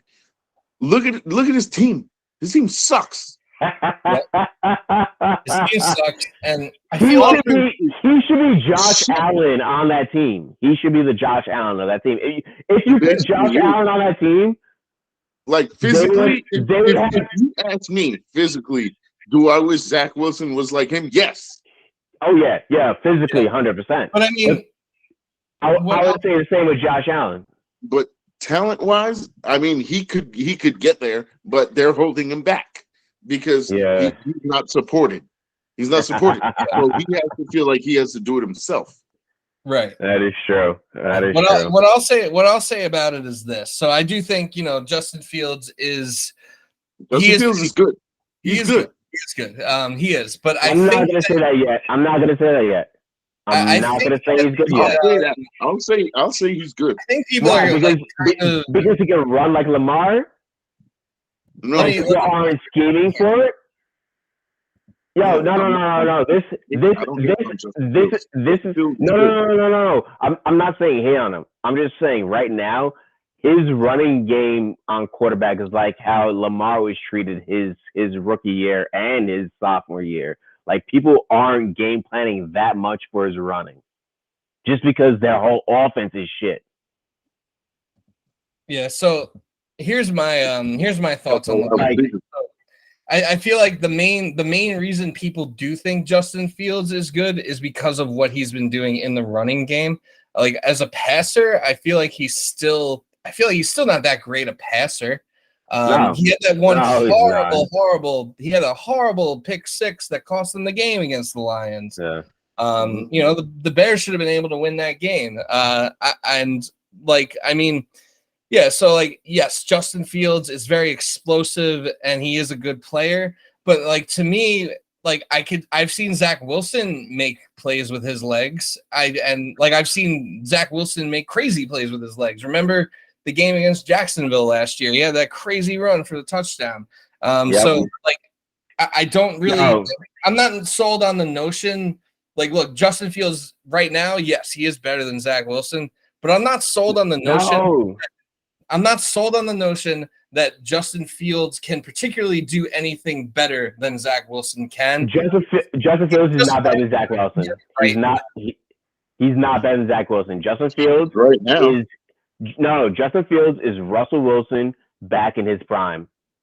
But Russell Wilson has proven that him in his prime, even in his prime right now, he wouldn't be doing well in Denver. Justin Fields, Russell Wilson in his prime. No, he is right now because it was a different NFL. The defense were different. They weren't ready for running quarterbacks back when Russell Wilson was in their prime. That was really like Russell Wilson just torturing people because no one could really handle a quarterback that could get out of the pocket and extend a play. He didn't get out of the pocket and make runs like Justin Fields is doing. No, Russell got out of pocket, he extended the play, and made great fucking throws. That's why Russell Wilson is Russell Wilson. It's not working now. What are you talking about? I'm telling you right now, it's not working right now because Justin Fields is trying to be Russell Wilson was making throws. Yes, he was making throws, 100%. What's Justin Fields doing? He's not making throws. He doesn't. Okay. He can't make throws. He can't make throws. You can't make throws. So how does that make him Russell Wilson? I'm sorry. He can't. It's not that he can't make. He doesn't have as much talent as Russell did, which is very little talent. Very little talent. Nor does he have talent around him. No talent around him. But no talent around him. So he's able to make those plays with less talented receivers too. I'd say the receivers were fairly the same. Not as bad as Justin Fields has. Moody's not terrible. Moody's he's all right. He's been all right. He's all right. I'm on saying Brown's brother. I don't even know. In years, Mooney could be a Lockett. He could be a Lockett. Yeah, well, he's been tracked this season. Yes, 100% with the team he's on. I'm just saying, build and capability, he could be a Lockett. I'm not saying he will be. Guess what? You know what that tells me? You know what the reason for that is? Coaching. 100%. Yeah. Okay. All right. You can give the coach.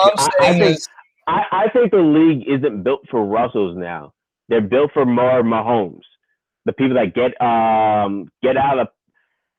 You see, it's hard to define Mahomes versus Russell. You can't compare anyone to Mahomes. All right. Mahomes is Fair. like, And also, you're right about that. You're right. Josh Allen dick riding now because he's not in the I same. should say Josh Allen. I should have said Josh Allen over Mahomes. But I'm just gonna make the point real quick that Josh Allen is not in the same stratosphere as Patrick Mahomes. He never was, and I'm gonna put the record now and say he never will be. And I'm riding that notion. Take that, let's put that shit to rest. No, he was. I think Allen is finally starting to look human without his little friend Brian Dayballs to bail his ass out. But I don't know. Like for me, you can't say that about him because Mahomes has had Andy Reid at his side literally his entire fucking NFL career. I can't be like, yo, Josh Allen, you're so terrible because Brian Dable is a good coach and he knows how to use you. No, I can't say that your talent isn't as good as Mahomes just because of that. No, you just don't have the coaching. And I'm not saying it's just because of that. And I think that that's a valid point that Patrick Mahomes also has Andy Reid. But I still think that Josh Allen, was more of a product of coaching, whereas Mahomes, yes, I think that the coaching definitely helped. Mahomes being an Andy Reid scheme definitely helped, having Tyreek Hill and Travis Kelce definitely helped. But I just feel like as far as like just your own natural ability, Mahomes is just not a human. And the difference is the Kansas City Chiefs schemed for Mahomes to actually create plays as to the Buffalo Bills schemed for Josh Allen to get out of the pocket. Right. If that makes sense, like Mahomes gets out of the pocket, 100%. You can scheme a play for that, but you can't scheme a play where you're like, Mahomes, Kelsey's gonna be here, just direct him. Like it's different scheme because Mahomes will get out of the pocket and actually see how the offense and defense will break down and how he can create something afterwards, which is something that Russell Wilson excelled at, and he doesn't anymore. We haven't seen that from Josh Allen. He gets out of the pocket and he creates plays mostly from his feet, like Lamar Jackson. Yeah. The one thing I will say, since we were pretty much, it was just a Justin Fields, Zach Wilson debate. The one thing I will say is it was. if and when the Jets embrace Zach Wilson as the RPO quarterback that he truly is, once they embrace that, it's over for all you hoes. Mm-hmm. I don't want him to be an RPO quarterback though. He is an RPO quarterback. Then you're limited to the AFC Championship. If you get to the AFC Championship, that's your limit, I think. Why? I can't wait till Zach proves you wrong. Because the RPO can be stopped so simply. So can being a pocket passer. So can anything. So what should he do then? What should he do? No, I just don't want him to be mainly RPO. 100% RPO. If you use RPO once every 4 downs or twice every 4 downs, I don't care. If it works, 100%, that's fine. You should do it every goddamn play. Half the time.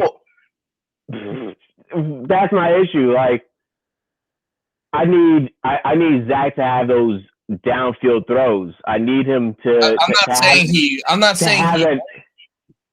saying he won't have downfield throws in this if he's embraced as an RPO quarterback. I mean, shit, you can run RPO with Patrick Mahomes. You can, yes.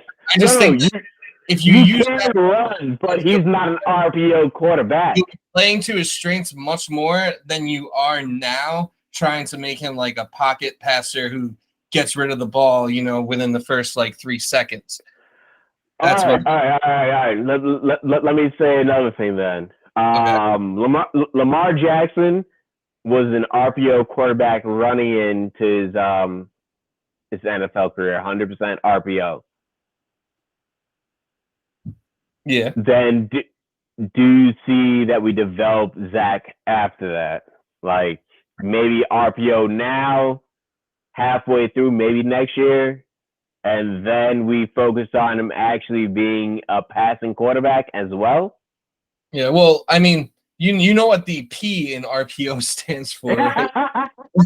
So he's going to pass in this hypothetical world where the Jets embrace Zach Wilson as an RPO. You know what the O stands for, I understand that. I understand that. It's the option, man. It's the option, but that develops understanding of defenses, yes.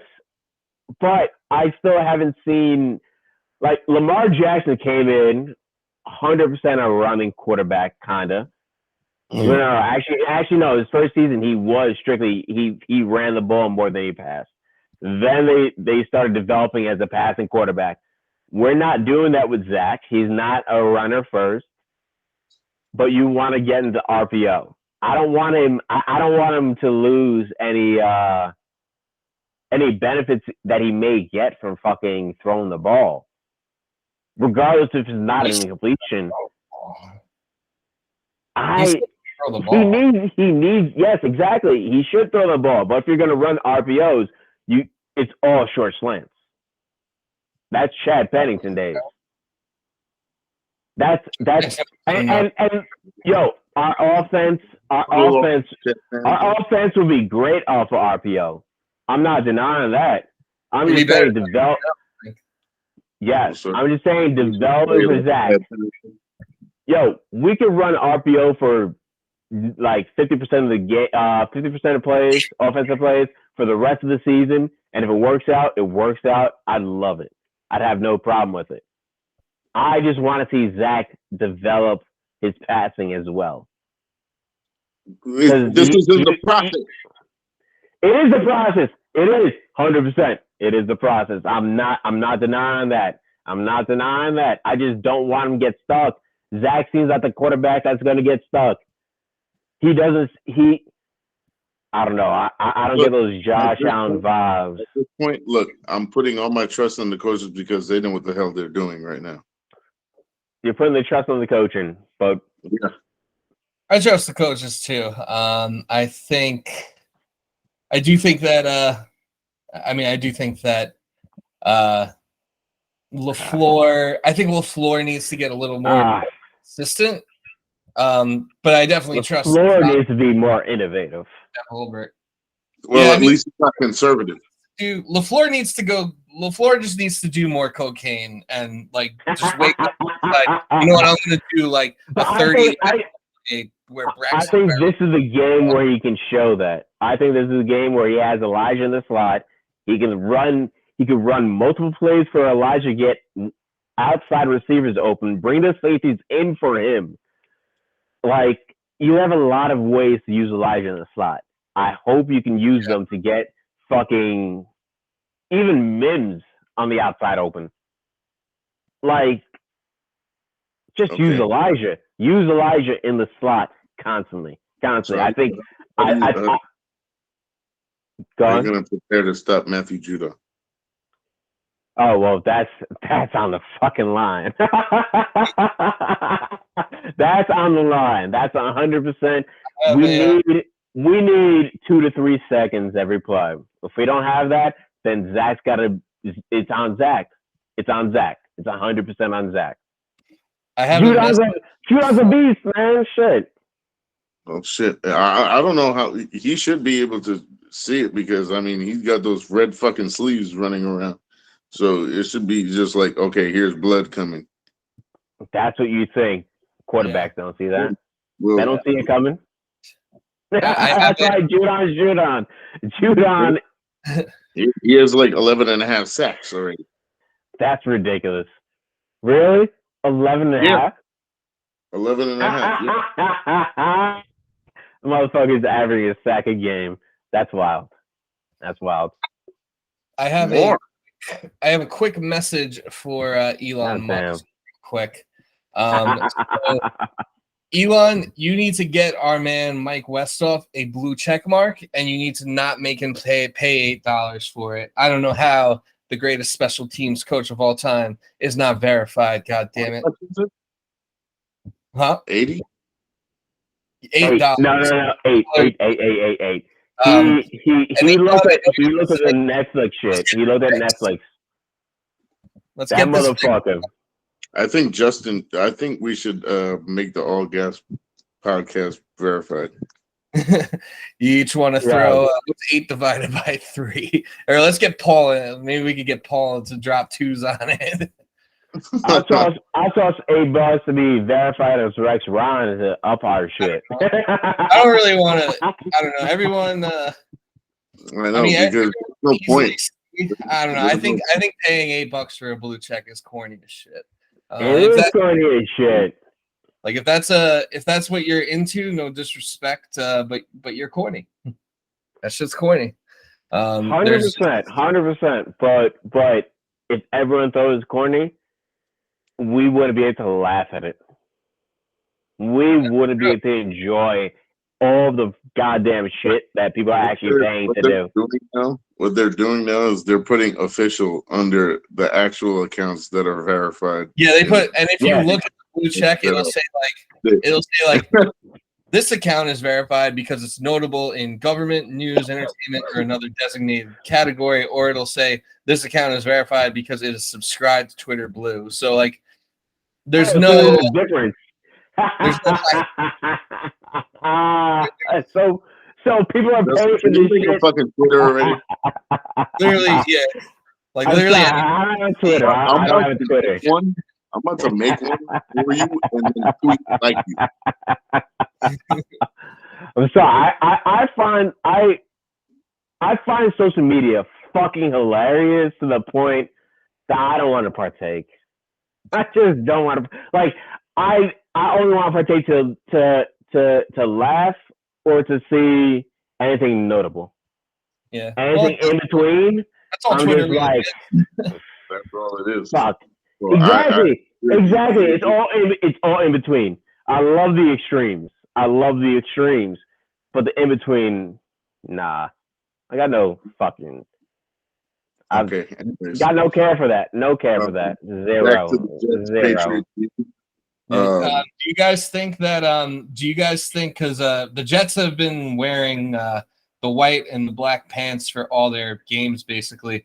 Do you think the Patriots throw us a curveball and wear white at home? Probably. I think if the Patriots wear white at home, then I think that shows that they're actually worried about us. Number one. Yes, 100%, yes. If they do that, we should counter by wearing maybe. I'm thinking should we do alternates? Should we do black? But hold on, because we lost to the Patriots wearing all black with the black helmets. Yeah. Should we do black jerseys, green pants, or maybe green jerseys, black pants? I think we should black. I think we should do green. I think we should stick with the black pants because those have been good. I think we should do green jerseys, black pants if they wear white. I'm all for disrupting anything that has been bad for us. I'm all for disrupting it. So I say we wear black tops, white bottoms, or fucking green bottoms. Black on white. I would like black on white. I think black jersey. Reverse it and do black jerseys, white pants. That would be dope. I think that would be a good color scheme. Woody Johnson, I know you're listening. So make sure whatever the Patriots do, make sure you're ready for it. And when they come to pick up that belt, give it to Dameon Pierce. Don't give it back to him. That's the thing. Oh man, this game is gonna be on Zach. I think 100% on Zach. Zach's gonna have to prove that he can get past Belichick's defense. I think they're not scheming for him though. They're not scheming for Zach. I was listening to a Will Parkinson's podcast, and he had Will Parks. The Will Parks. I listened to that too. Yeah, and he was basically saying how they got this game circled, and they're mad. Like should. they know how much this game means, and they're gonna go in there with attitude. Colossally huge game. I mean, but their players already beat us. You have to understand, like their players. I didn't. No, I'll say that that's I not heard what this happened. before the I last said this already. I said game. How mad they were Jets, for the last the game. Patriots did not win this game, though. When we played them before, the Yes, Jets won. Refs won it. Yes, I agree with you That too. too. But the players are still going to be. Look, if at least if this is my mindset, I'm playing for the fucking Patriots. I'm looking at a rival team. We're gonna beat y'all fucking motherfuckers. So we're gonna run some. We're gonna run some same shit and smacking people up. yes, 100%. They have that confidence right now. They have that confidence. I think special teams should just go off because I know that's going to be like the deciding factor, and it's going to be special teams. I wouldn't be surprised. Because the Patriots get well coached. They get coached up good, and they know how much they want to beat the Jets. But Especially when the deciding factor, honestly, should be how beneficial Elijah Moore is in the slot. We sacked Mac Jones like 6 times. Yes. And they still won. Yes. But now we have Elijah Moore in the slot. That should open up the way I'm looking at the fucking Jets offense is the fact that Elijah Moore is going to open up the entire field for any zone defense that the Patriots are going to play against us. They're going to look at Elijah Moore. You're going to get linebackers cutting in. You're going to get safeties watching them. Hopefully, Zach's going to find an open person throughout those mistakes. Or Elijah Moore is going to get open a lot more than he's been this entire fucking season.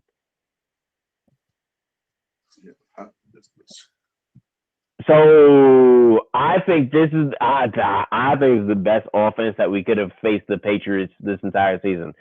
The Patriots don't understand what we're gonna do, but that's gonna be on Matt LaFleur. LaFleur is I don't give a fuck. They're both so fucking conservative. They're both fucking trash. I hate any coach that can't innovate shit like Sean McVay can. I'm so tired of watching offenses be like, hey, you ran a great vertical. You know what we're gonna do with you? We're gonna have you on the outside, man. You can beat corners on the vertical. That's it. There's no innovation. There's literally it's not a fucking chess game. Football should be a chess game. It should be, I got my players. I can do this with them. It is a chess game. It's not. Well, I think what it is not because we get beat so much. It's not a chess game. They know what we're gonna do. What? It's not chess. It's not chess if I know. It's not chess if I know what you're gonna do. All right, James Robinson's gonna have 20+ carries. All right, no problem. I'm trying to stuff him for 40. When you're a better team than the other team, you shouldn't need to play chess. You shouldn't need to scheme anything too crazy. You should just be able to have your players. That's bad coaching. I would never. Here's what I'll say to what you're saying, Justin, because I think the way that coaching is going in the NFL now is I think that for 56 minutes of the football game, coaches are very conservative and they're just trying to not lose. And I feel like it's only in the last 2 minutes of the game, in the last they actually try shit. They actually do shit. Makes no sense. Yeah. I don't know. It is what it is, I guess. I think the NFL has gone down the wastebasket over years.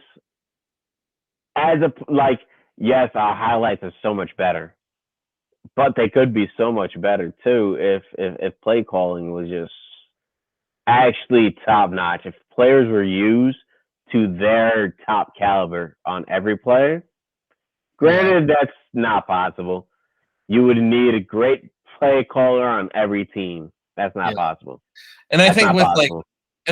like all the influx, how there's only really like 2 or 3 good teams in the NFL, or maybe 4 good teams, and the rest is a bunch of mid. I think with the influx of all the mid, I think that like those mid teams kind of know they're mid, and they are just like let's I just wish a mid. What they're doing is they're just like, let's put ourselves in a position where we're able to win at the end, rather than like No. That's strategy as well. But you also have to realize you're a mid team. You have to win certain games, take a chance every once in a while, and put your team to use as it can be. We don't see that in any really offensive team other than the Ravens. Like actually taking chances where their offense is used to their limit. Yeah, well, I think the Ravens are kind of a victim of being too aggressive sometimes. Like I feel like last year they could have easily been a playoff team if they would have just like kicked a few times instead of trying to go for 2 or always going for it. Which is what hurts. But if I was an NFL coach, man, I'm sorry, I would do the same fucking shit. I would, 100%. I'm sorry, you go for the gold every game. I get it. It'll hurt you. It'll hurt you if it doesn't work. 100%. Playing to win. Yeah, I agree. Like playing to win is better than playing to not lose. Yeah, 100%. I agree with you on that. Should we do the picks for week 11? I'm ready. Let's do it. This week 11, there aren't a whole lot of great matchups, but we could start with the Thursday night football, as we always do. We have the 6-3 Tennessee Titans, and I do apologize, Mo, I did not send you the picks. No, that's cool. I already got it lined up. All right. We have. Did you pick games for us to pick, or? No. Okay. No, I just had the Thursday night. Well, we can start with Tennessee, Green Bay. Green Bay's at home. I believe Green Bay's 3-point favorites. I'm gonna take. I'm gonna take Green Bay to win. This is a game. I think honestly, I was talking about this with one of my coworkers today, and I was like, you know what? I wouldn't be surprised if Packers go on a run right now. Yeah, I can see it. Like, it seems like every year with Aaron Rodgers, like there's like that moment where he says something and everything goes off. Like, remember a few years ago? What's funny is I was like, yeah, it had to be the Cowboys to be the get right game. Yeah, like remember a few years ago when Aaron Rodgers was struggling for like the first 2 or 3 games, and he hit everyone with the RELAX, and then they went on like a crazy run.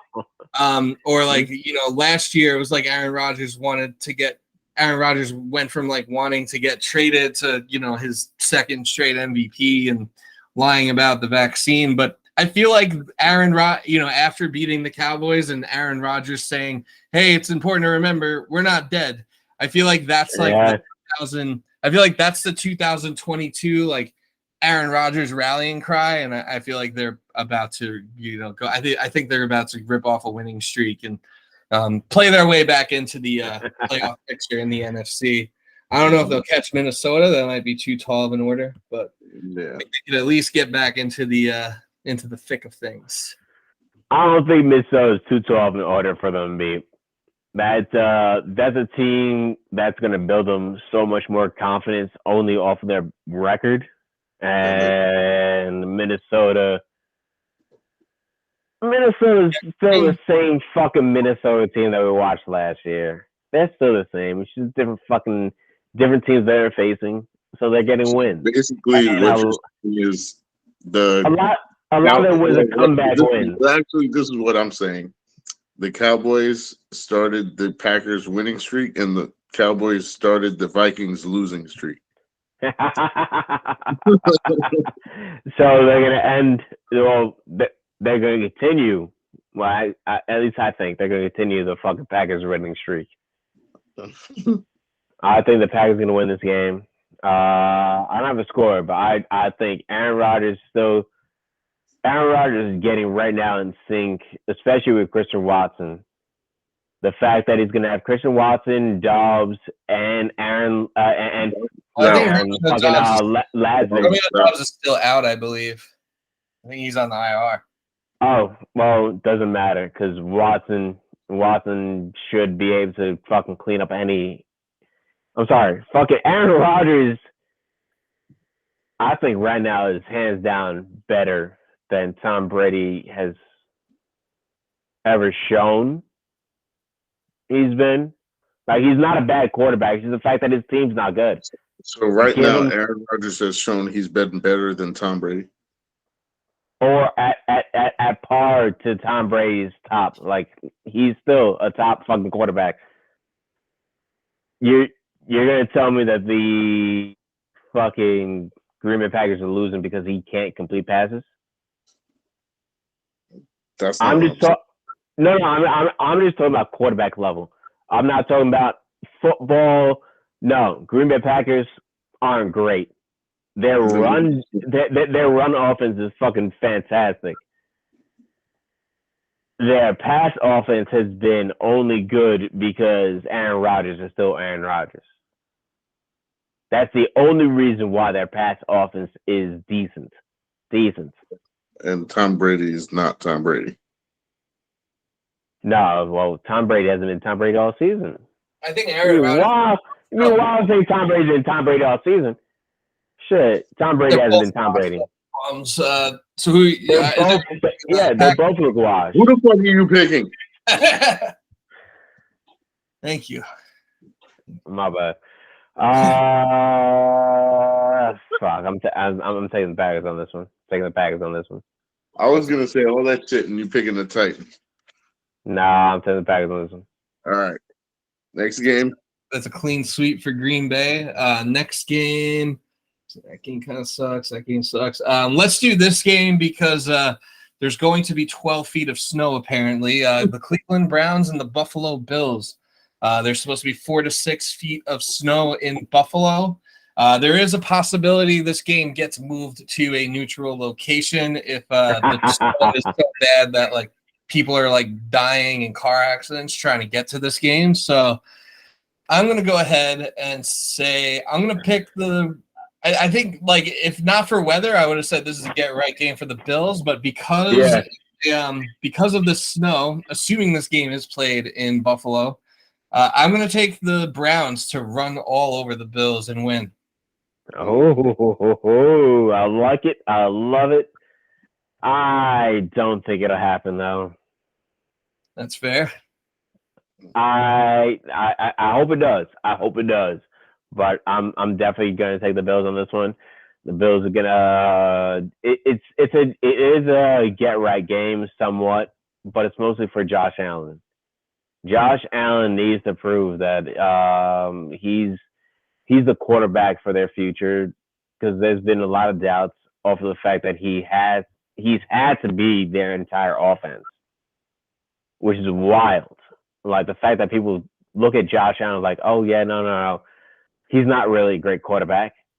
No, you don't realize how much he's doing for the team as opposed to other quarterbacks. I think he's going to prove it. And I'm not happy about it, but I'm taking him. Fair enough. Mo? I'm picking the Bills. All right. Same. All right. It'll be fun taking all your money again. Because I won picks this week. We'll do our New Jersey brethren, the New York Giants, against the Detroit Lions at home. I'll take the Giants. Oh, damn. Taking the Giants. I think the Lions couldn't cover. Yeah, damn. I want to take the Lions. Yeah, I know you do.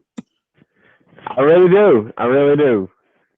But every time I picked against Giants, I think the Giants have won. I'm taking The spread is 3 points. Right. Giants are 3-point favorites, which basically I think what Vegas is telling us, because the Giants are 3-point favorites at home, which I think means that Vegas thinks that these teams are like equal if it's on a neutral site. Oh yeah. Kind of hilarious. That's why I want to take the Lions spread. I would bet. I'd Let me see. bet on the spread. Put that shit in a parlay. You said it was what, -3? Yeah, they're But the Giants are a team that's like, god damn it, they'd have like a fucking 40-point game against them. There, God. I mean, you know what? I might take the over for this game. That's the wild thing. Like, that's why I don't want to bet on this game. I won't. I might take the over for this game. Shit, this looks like an over. No, I'll just take the Giants. under 45. 45. See, the Browns and Bills was at 40. I was like, but Yeah. that was a factor. No. Assuming they do play in that blizzard, I would take the under. Yeah. I mean, definitely. If they're playing in Blizzard, yeah, it's gonna be a run game. Giants are they just whooped up the Houston Texans, and But, watch Saquon put up 250 in a Blizzard game, like it'd be fucking absurd. But I wouldn't be surprised. Too bad the Giants are not playing in that blizzard in Buffalo. Oh, my bad. The Giants are playing in New Jersey against the Detroit Lions. Oh, well, yeah. My bad. So is that a clean sweep for the Giants, or Mo? Are you taking the Lions? No, I took the Giants. All right. Let's see what other games are here that are worthwhile. Dallas Cowboys at Minnesota Vikings, probably the best matchup of the week on paper. I am going to go ahead and I'm going to pick the Minnesota Vikings. I might bet on this game because the Vikings are underdogs at home, and I think they're a better team than the Cowboys, in all honesty. They are. I mean, 425, that doesn't count as prime time. That's still like No. I mean, maybe when it gets It might be like one or two games on. It's going to be indoors, so yeah. Hopefully our game with the Vikings gets flexed to prime time, because if not, we have no chance, in my opinion. But then we end up being the only team that lets Kirk Cousins win in prime time. Facts. Yeah, I just saw a tweet that I just saw a tweet that the last time the Jets won a regular season game in New England, Zach Wilson was in 4th grade. Jeez. So yeah. Good. We feel fucking old. My bad. Is everyone picking the Vikings? I'm fucking with you. Nah. I don't know what's Justin taking. I'm taking the Vikings. No, Justin Jefferson. That's all I'm saying. Yeah, no. Justin Jefferson's fucking. They can't stop Christian Watson. Still take an A round. What? Okay. It's the Vikings and the Cowboys. We're not picking. Yeah. Is involved. That My bad. I'm not fucking. I was fucking track. I'm taking Dak. Okay. I'm taking the Cowboys on that one. All right. I don't think I guess we could do Bengals Steelers, although I will take the Bengals and the Bengals -4 for that. Ooh, this is a division game. Is it at Pittsburgh? It is in Pittsburgh. And remember, Pittsburgh beat the Bengals in week 1. Yeah.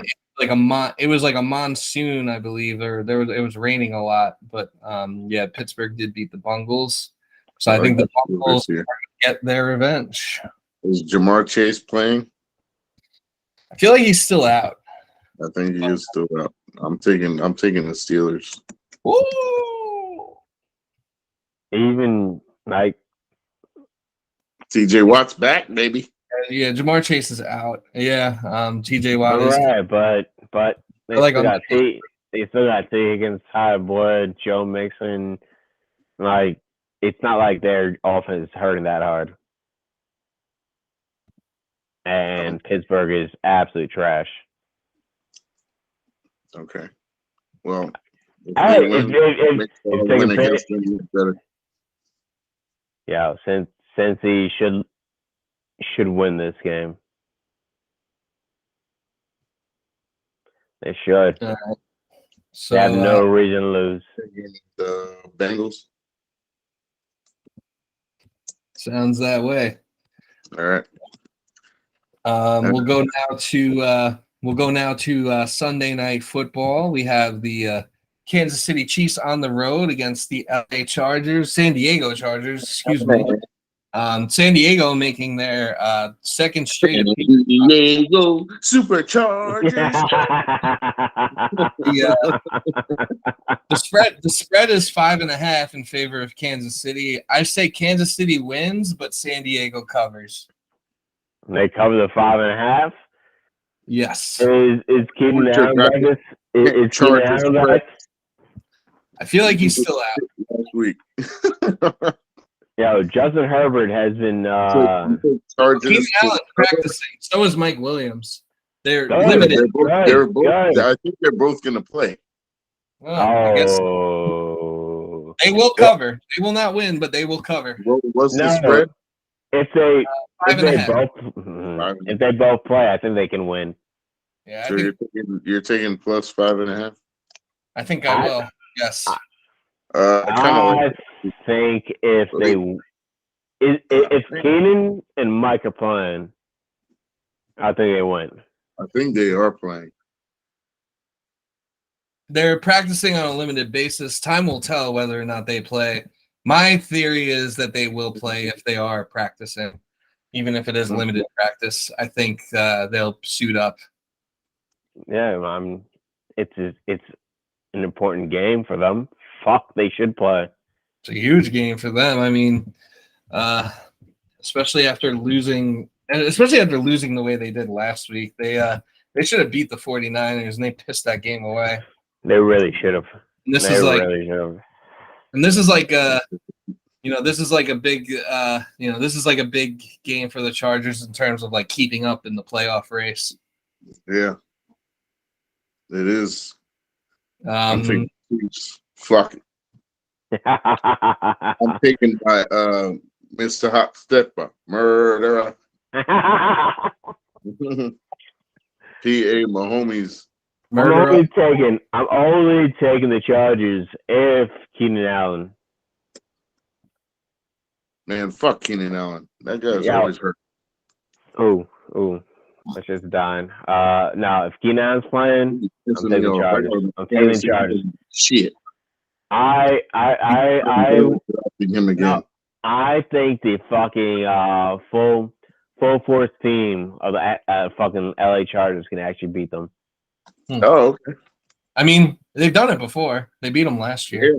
No. I think they can continue to do so, even though I think V.A. Mahomes has shown that he's a better quarterback than he was last season. This season, season, gonna win MVP. Goddamn it! And I'm gonna win some fucking money. Let's go. I'll be $100 richer when they do that award show. Yo, that man's a fucking monster. More like $150. I also got a Sauce D-Roy bet that's gonna hit. So you are gonna hit. Yes, he deserves that shit. He's the best corner in the goddamn league right now. How wouldn't he hit? I think barring injuries, he's hands down. Oh my god. Hands down, rookie year. He's so fucking tall. I've never realized how tall he was. You know, I didn't either. I didn't know how He's lanky like, this guy he's almost like is. Yo. 6'4". But fuck the fact that he's 6'4". He spreads like he's like when he actually fucking lays out for shit. He's like fucking 6'6".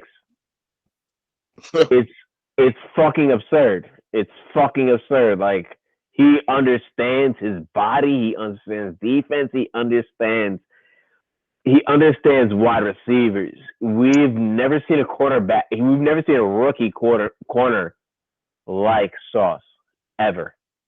Yeah, I have a stat for you. All Go right. ahead.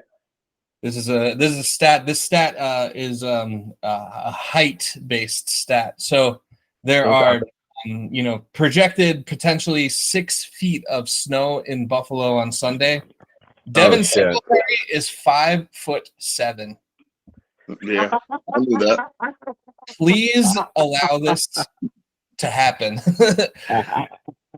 I need this game to happen. But I don't know. It's hard. It's hard to do that with the snow. Yeah, 100%. When you're 5'6", I'm not worried about 6. Stephon Diggs is there. Yeah, and he's gonna start to put glue on his gloves. So, but hey, we got sauce, baby. We got sauce. That's where sauce shows. It doesn't matter. It doesn't matter. Doesn't matter. Okay. So yeah, I know. Not this fucking week. It could be another week in the snow. It's in like a few weeks. We play the Bills again. It's like 3 weeks away or so. 3 or 4 weeks. Yeah. December 11th, I believe. We play the Bills. That's like it's like 3 or 4 weeks. So something like that. Whatever. Time is a flat circle. So we got me and Mo rolling with the Chiefs, Justin with the San Diego Chargers for Sunday night. Mm-hmm. Moving on to Monday Night Football, we have the San Francisco 49ers and the St. Louis Cardinals. You mean Arizona? Yes. I did that on purpose, by the way. But I did it so good, you thought it was an accident. You were testing us. The thing about this fucking game is that I was also going to call the San Diego 49ers and see if anyone caught that. But, I'm just a quirky guy. What can I say? This game, the Niners are 8-point favorites on the road. They're gonna whoop that fucking ass. I think the 49ers are gonna win out. To be honest with you, you think they'll win their games? I hope they win out with the same fucking the same schemes that they had last fucking week, because I'll bet you $100 they don't. I need Elijah Mitchell to have. I need Elijah Mitchell to have 18 carries. Bet money. No, because bet money. I have Elijah Mitchell on my fucking fantasy Monday team right now, and I put him in thinking, oh yeah, he's only gonna get 4 carries last week. Nigga had 18 carries. He had more carries than Christian McCaffrey, hands down, probably the best back this NFL has seen in this generation. Yeah, and Elijah Mitchell out-carried him. I'm hoping they continue doing that. I don't think they will, but I'm hoping they will. You still think Shanahan's not a genius? Yo, no. Look. Don't open that can of worms. We're trying to. All right, who are you picking, asshole?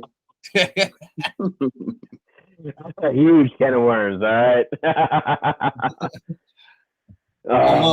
Mo, you said the 49ers are going to win the rest of their regular season games. Mm-hmm. I'll bet you $100 they don't win the rest of their regular season. No, fuck that. I'm not taking that bet. I thought I could get you like I got Justin with the Lakers versus. They'll lose 1 or 2. They'll lose 1 or 2. Yeah, but so when you say you read strictly regular season, like you're not saying the 49ers are going to go like win the Super Bowl. No. Just that they'll win the rest of their They'll definitely make the playoffs for sure. You're saying it's not possible? It's not possible they fucking hit the Super Bowl? Not possible. It's possible. I didn't say that. No one's saying. No. That's all I'm asking. That's all I'm asking. It's a possibility. Oh yeah, it's definitely possible. All right. It's possible for us to get to the Super Bowl too. Well, nigga. Now we're talking about actual chances. The Jets need so many things to click. I'm talking about the 49ers. The only thing that they need to click to actually hit the Super Bowl is Jimmy G proving that he deserves an NFL quarterback. He's done it before. He's done. Okay, yes, he's done it before. He hasn't hit that level where he's a guaranteed NFL quarterback, He's not gonna hit that level. No, he needs to. He's showed you his level already. No. He needs to hit another level. He needs to hit another level. Just like Geno did this season. So it's not like it's not possible. Yeah, but you can see the difference in skill between Geno and Jimmy G. So that's where Jimmy G. That's where Jimmy G needs to realize he's already seen. Jimmy G saw the end of his career, and right now he's on a Super Bowl caliber team again. So if I'm Jimmy G, I'm like, yo, after this season, I'm leaving the 49ers, regardless, even if we win a Super Bowl. I'm leaving the goddamn 49ers. All right, Hacker, you got the 49ers? Yeah. Yeah. So that's what, me 49ers, Mo 49ers, Justin 49ers? Cardinals. Justin's taking the Cardinals? Yeah, Kyler Murray. Colt McCoy. Exactly. If I take I can't take the. Do we have another Colt McCoy CTE game in store? I don't want to take them because I want Kyler to start. I need Kyler to start. Okay. So, Justin, I need you to please state clearly who you are picking to win this football game. I'm going to take the 49ers. All right. It's in stone. Say it loud and clear, please. Jimmy G, Deebo Samuel, Kyle 49. Shanahan. 49. There you go. I'm giving players. All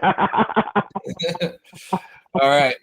And last, certainly not least, the New York Jets and the New England Patriots. Bill Belichick, when asked about, remember when Bill Belichick was asked about Adam Gase's Jets and about them, he had like a 20-minute long rant about how good they are.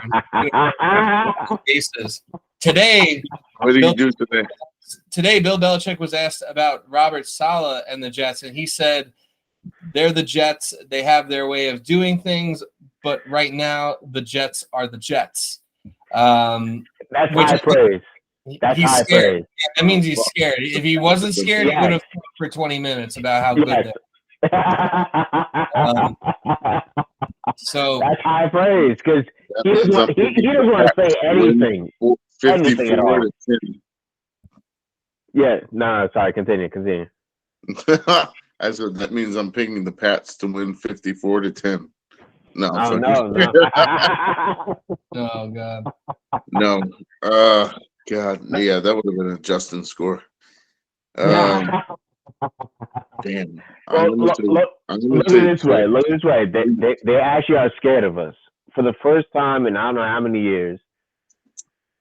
I don't know if they're scared, but they're definitely scared. I think they're just what to expect. I think let me put it in football terms. He's scheming more for us. He's definitely spent more time with this game than any other game this season. I can tell you exactly. Or forget the season. Any of the game that he's ever faced the Jets. Other than, like, honestly, offensively, when he faced the Jets, it was more of, hey, might have yo. a point there. Sorry? I said you might have a point there. Yeah, no, 100%. Because back in the day when he faced the Jets, he had Tom, and it's basically like, all right, yo, we're gonna figure out the game. What did Mike Westhoff say? 20-17. Yeah. I'm gonna go with Mike. He was riding the Mike train. It's a good score. It's a good fucking score. That's definitely I'm going last, Justin. You go. I'm going close, but I'm gonna say 24-21. Jets. Oh yeah. Yeah. Yeah. Well, I'm gonna be the one to do it. Yeah, because he's going with the coin flip. I'm picking the Jets to lose. The coin flip prophecy will live on. I feel like there's so much hype around this game that I'm like getting worried about the letdown. I know we had 2 weeks to prepare. It kind of worries me that the Patriots have had 2 weeks to prepare as well. I'm going to take the Patriots to win. I think that they beat us 23-16. I knew it. I I was gonna say the same fucking shit too. Honestly, I really don't feel like we're gonna win, but I just want to put it up there that I feel like we should. Yeah, I mean, I'm still going. We have a great team. I still hammer the Jets money line this weekend, and I'll probably put some money in. They're 3.5-point underdogs. I think. Yeah, I'll still probably bet on. I might shoot you like $100 to put it on the Jets money line. Yeah. I don't know. Okay, I might have to match you. We will see. But yeah, that's I think that's going to do it for us here today. Great episode. Mike Westhoff, thanks again for joining the show. Make sure you buy his book, Figure It Out, on Mascot Publishing or Amazon or Barnes & Noble, wherever. Make sure you follow his Twitter at STCoachMike and his Instagram, Mike Westhoff 8052. And if nobody else has any final words, that'll do it for us. And thanks for listening. Go Jets, and we will see you next week. San Diego Superchargers. New York Football Jets.